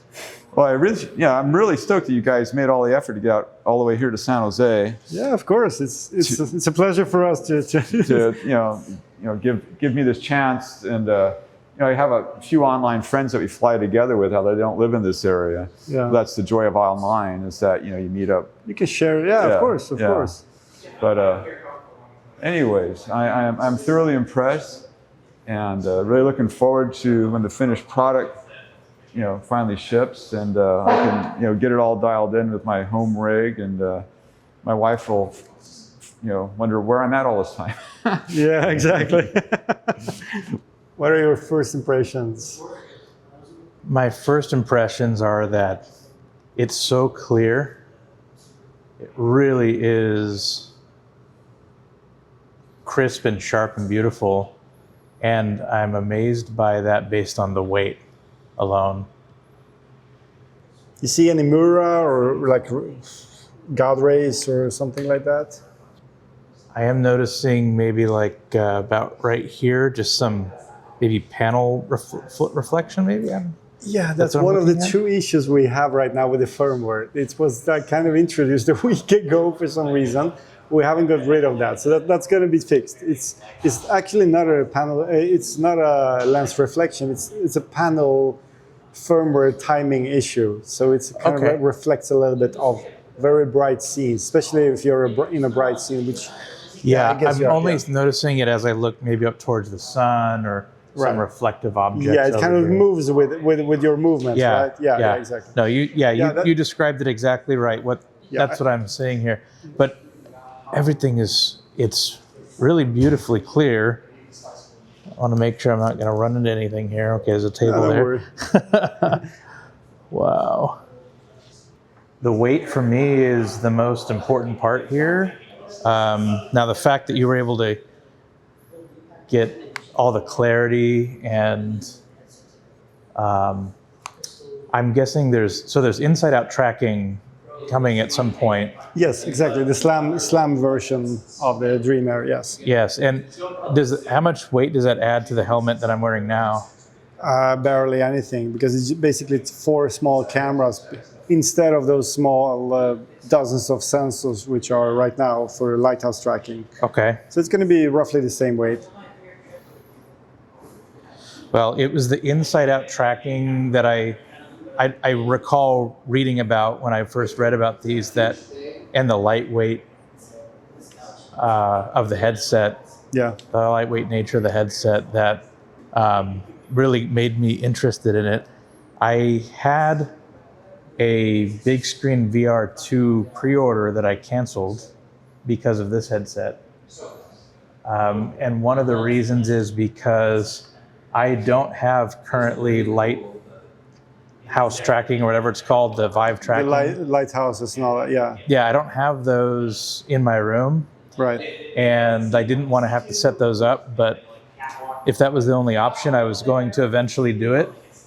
But when I heard about this with Inside Out, that is really what I want. Lightweight, Inside Out. And then I'm willing to give up a lot of other things for those two things to coexist. It's really the lightweight and the Inside Out tracking that is the most important parts to me. Make sure to see where I'm standing. Okay, right here. There we go. Yeah, it's a little bit small area too. But yeah, no, that's okay. I just want to bump too much into things, but this is really beautiful. And so tell me the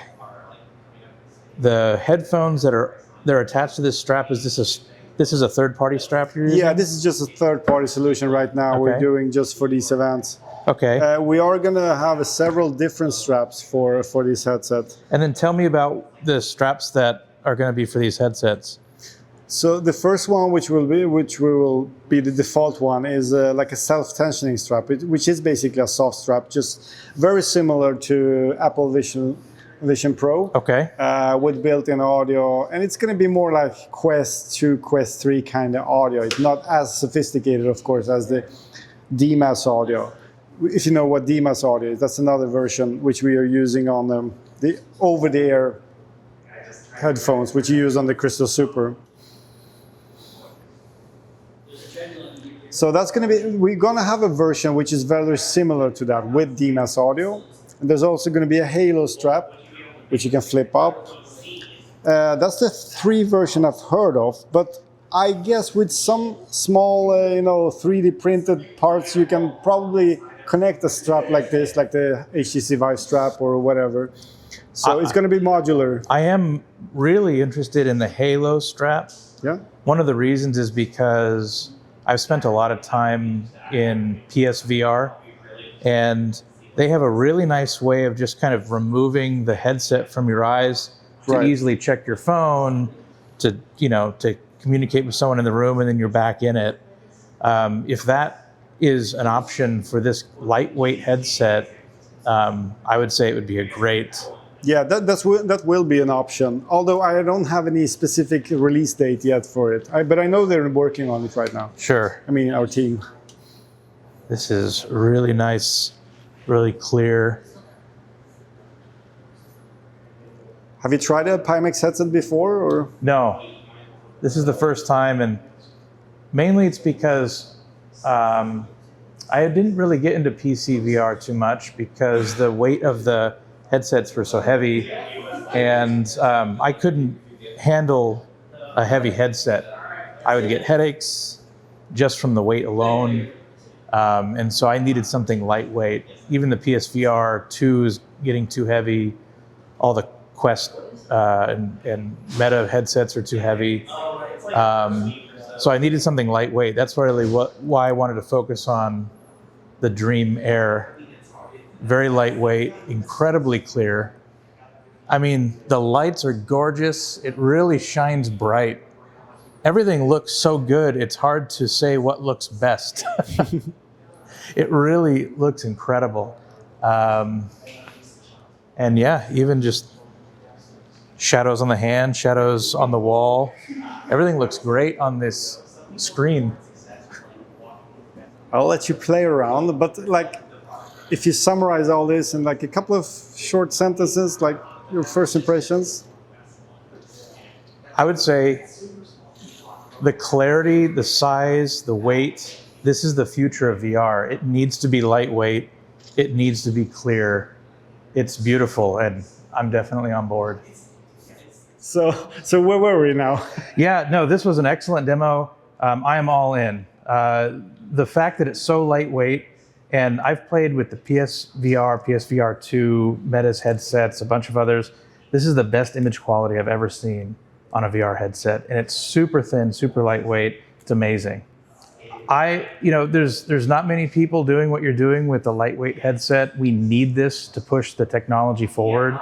We need this for VR to become more mainstream, for people to just pick it up and be able to put it on, try it at a friend's house. This is a great product, and I appreciate you bringing it to market. I think it's going to be real successful. So you do have the Crystal Light, you said, or original Crystal Light? The original Crystal. That was the first. Well, what happened was I had an HP 1000, I think it was, MR, and then I ended up getting the G2 about a year or two later, and then I had that for about 8 months, and then I picked up the Crystal. Ah, okay. So how is it working out with the Crystal? Oh, I picked up the Super as soon as I pre-ordered the Super as soon as that came out. So I like the Crystal. The Crystal was amazing. I really liked the wireless portion of it. So I didn't feel tethered, and unfortunately, you guys didn't have a lot of applications for that at the time. Yeah. We're still coming with the Wi-Fi capability, so you can stream your PC VR games through Wi-Fi. I saw that. Yeah, so I think it's actually going to be really good once it's done. But I'm not sure exactly when it's going to be released. It was supposed to be released now in September already, but it wasn't. So should be any time at least. I understand. That's life happens, drawbacks happen. You can't control everything. Right. You only do so much. But now with the Dream Air here, how does it feel? You're running Kayak VR now, I see. I'm trying Kayak VR because I was going to pick it up, but I never really, it looks amazing. I always see the videos online, and they always use this as one of the bases to do the settings and stuff on. Right. And it looks absolutely amazing. Yeah. Like the waters, I look at the water, it's like, wow. Now this DVT sample of Dream Air doesn't utilize the full brightness of the panels actually. Right. For some reason they lowered that in the latest firmware. Not sure why, because it was brighter back in last month in Shanghai.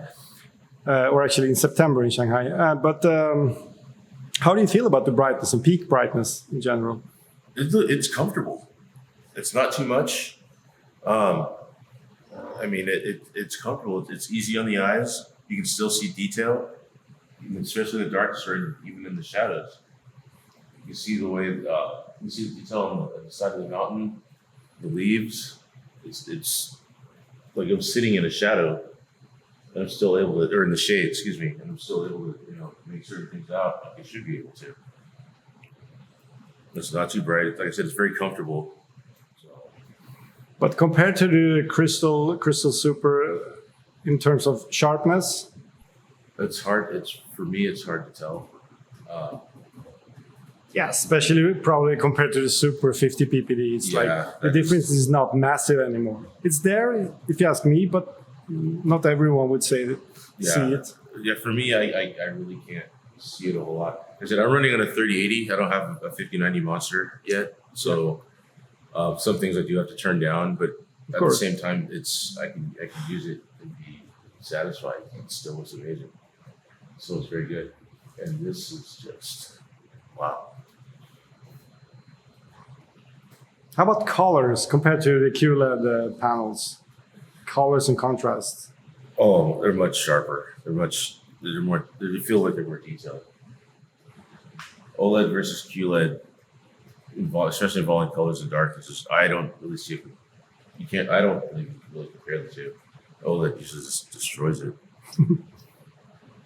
Yeah, I can agree. I have a 65-inch OLED TV at home, so right. And I specifically bought that because of that.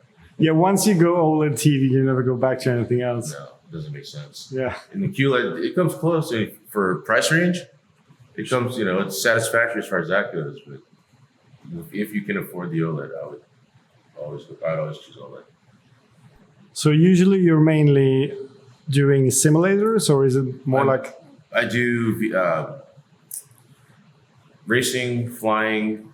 I do Beat Saber. I watch movies. It's all around. It's used for a bunch of different activities. Mainly sims, mainly racing sims.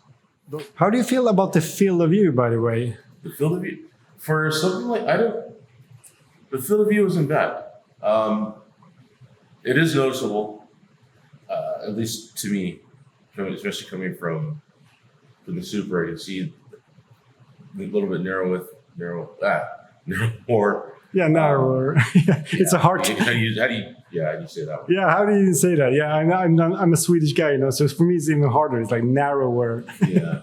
But I mean, I think it comes down to, you know, the style of play you have, the type of game you're playing. But like for something like this, where you're constantly looking around, I don't see that being an issue. Racing, flying, as you know, is always the base for stuff like that. Or any shooting type game where you're gonna run around and shoot somebody. I can see that taking, you know, being used in that format. In big screen, when I'm watching movies, I saw the difference where I could see more of the screen. I didn't have to sit so far back. I could sit more forward and still see the whole screen. The foveated rendering for me, oh yeah, I guess the peripheral is. It is blurrier in the peripheral, like low resolution, of course, because of the fixed foveated rendering right now with quad views. Right. But once you have eye tracking enabled in software in the firmware, then you will never notice that square, of course. Right. Well, I was gonna say, it's not as, you don't really notice it because, like, in general, you know, the peripheral is already kind of blurry to begin with. So Sure. whatever you're looking at directly in front of you is what you should be seeing. How about the cockpit and visuals? How would you describe it? Very clear, very clean. I can make out the numbers. I can make out the map perfectly. Everything is easily readable. The outside looks good. I know a lot of people talk about the Mura. I've never heard of it up until that big fiasco about it. And up until that point, I never had issues. So I can't speak on that at all. So you do have the Super 50 PPD, right? Yes. Which does have a degree of Mura, but you haven't noticed that, you say? It's fairly low. I don't see it very often, if at all. And here? Even less, I'd say. Yeah, here it's a lot sharper, well, everything's smoothed out a little bit more. It's not, it looks softer. Yeah, the pixel density is a little bit higher here on the 50. This is the micro-OLED 53 PPD, so to say. So the 53, you said? Yes, it's 53. It's actually official now, since like a couple of weeks ago. They have measured that and confirmed that. Okay. So with the micro-OLED, both the Super micro-OLED and the Dreamer, it's 53. Well, as I was saying earlier, the field of view, you do miss that. Because it's kind of like driving in a car with tinted windows at night. You know there's something there, but you just can't, you know, you really got to kind of turn your head to see it. Right. In the Super, I can tell there's an object there, and I can kind of get a good idea of what it is without turning my head. But like I said, I think it's something, unless you're, and I hate saying it like this, unless you're somebody who's looking for a true to life experience in simming. Because a lot of people sim, you know, for the fun of it. Some people try to do it, you know, because they're not actually out dealing with real life events. Right. I would say it's good enough if you're just trying to have a good time. Right. Did I ask you about edge-to-edge clarity here, or maybe I did already? You haven't asked me about the edge-to-edge clarity yet, though. It's smooth. It's very good. Yeah. How about the dashboard or the cockpit? Can you read like basically everything? How does the map look, for instance? Like, I can read everything perfectly. I can see You see the degrees on the map from here clearly. The button designations. I can read the panels just easily. Like it's perfect. I don't have to struggle. I don't have to squint anything like that. I don't have to try to make anything out. But do you think going from a super, playing like the majority of time with in DCS and flight simulators, do you think Dream Air is worth the upgrade from the Super 50 PPD or not? I have to be honest. I want you to be honest. With the lack of FOV and the difference in the PPD is like I consider it was really minuscule. I would not say going up from the Super to the Dream Air is going to be would be a very good upgrade, unless you're just looking for something a little more comfortable, because this is definitely more comfortable. I'll give it that, but it's missing the features that make the Super. That's a good way of saying it. It's based, for me. I view this as being in a different class. I mean, the Super does what it does well. That's what it was made to do. The Dream Air, I believe, has a future for other types of gaming, maybe other than simming. Right. If you're doing simming on a side, like every once in a while, you just kind of hop in, you can get away with it, I would say. But I wouldn't get it as my majority for it, though. Personally. Yeah, I tend to agree here. Actually, I'm still of the Super guy. Yeah. I still prefer it. I love my OG, but new stuff comes out with better clarity. I think that's what got me the most on that. To summarize the Dream Air, it's an amazing headset. I believe it has great potential. It's already out there. I mean, I see this doing well as a multi-use headset. If you're a simmer, if you sim on the side every once in a while, you just kind of hop in, to play for like an hour or two. You can get away with it. I wouldn't get it if you're mainly a simmer. Personally, I would probably stick with the Super for that. Every other application in game, I think this would be beautiful for it. The colors are absolutely amazing. It fits it perfect. It's very lightweight. So you can spend hours playing like Beat Saber or something that would absolutely just bring all the power and clarity out. Watching movies as well. Like I said, you really can't beat OLED. So I think it's an amazing headset. I don't see the Miura as before. As I stated earlier, I don't have a big experience with that, so I can't really talk a whole lot about that. Field of view is good for normal use. Colors are amazing. Foveated rendering, clear to clear, or edge to edge clarity is right on par. It's right on point. So. I think that sums it up pretty well. Thanks, man. Sure, thank you so much. So that was all the impressions from the Pimax Roadshow in October and November 2025. Let us know in the comments what you think. If you have anything to say, please leave it in the comments and let's discuss this all together. Thank you for everyone who participated. Thank you to all the visitors, to all the people that helped us out. And let's see you really soon again, especially at CES in January.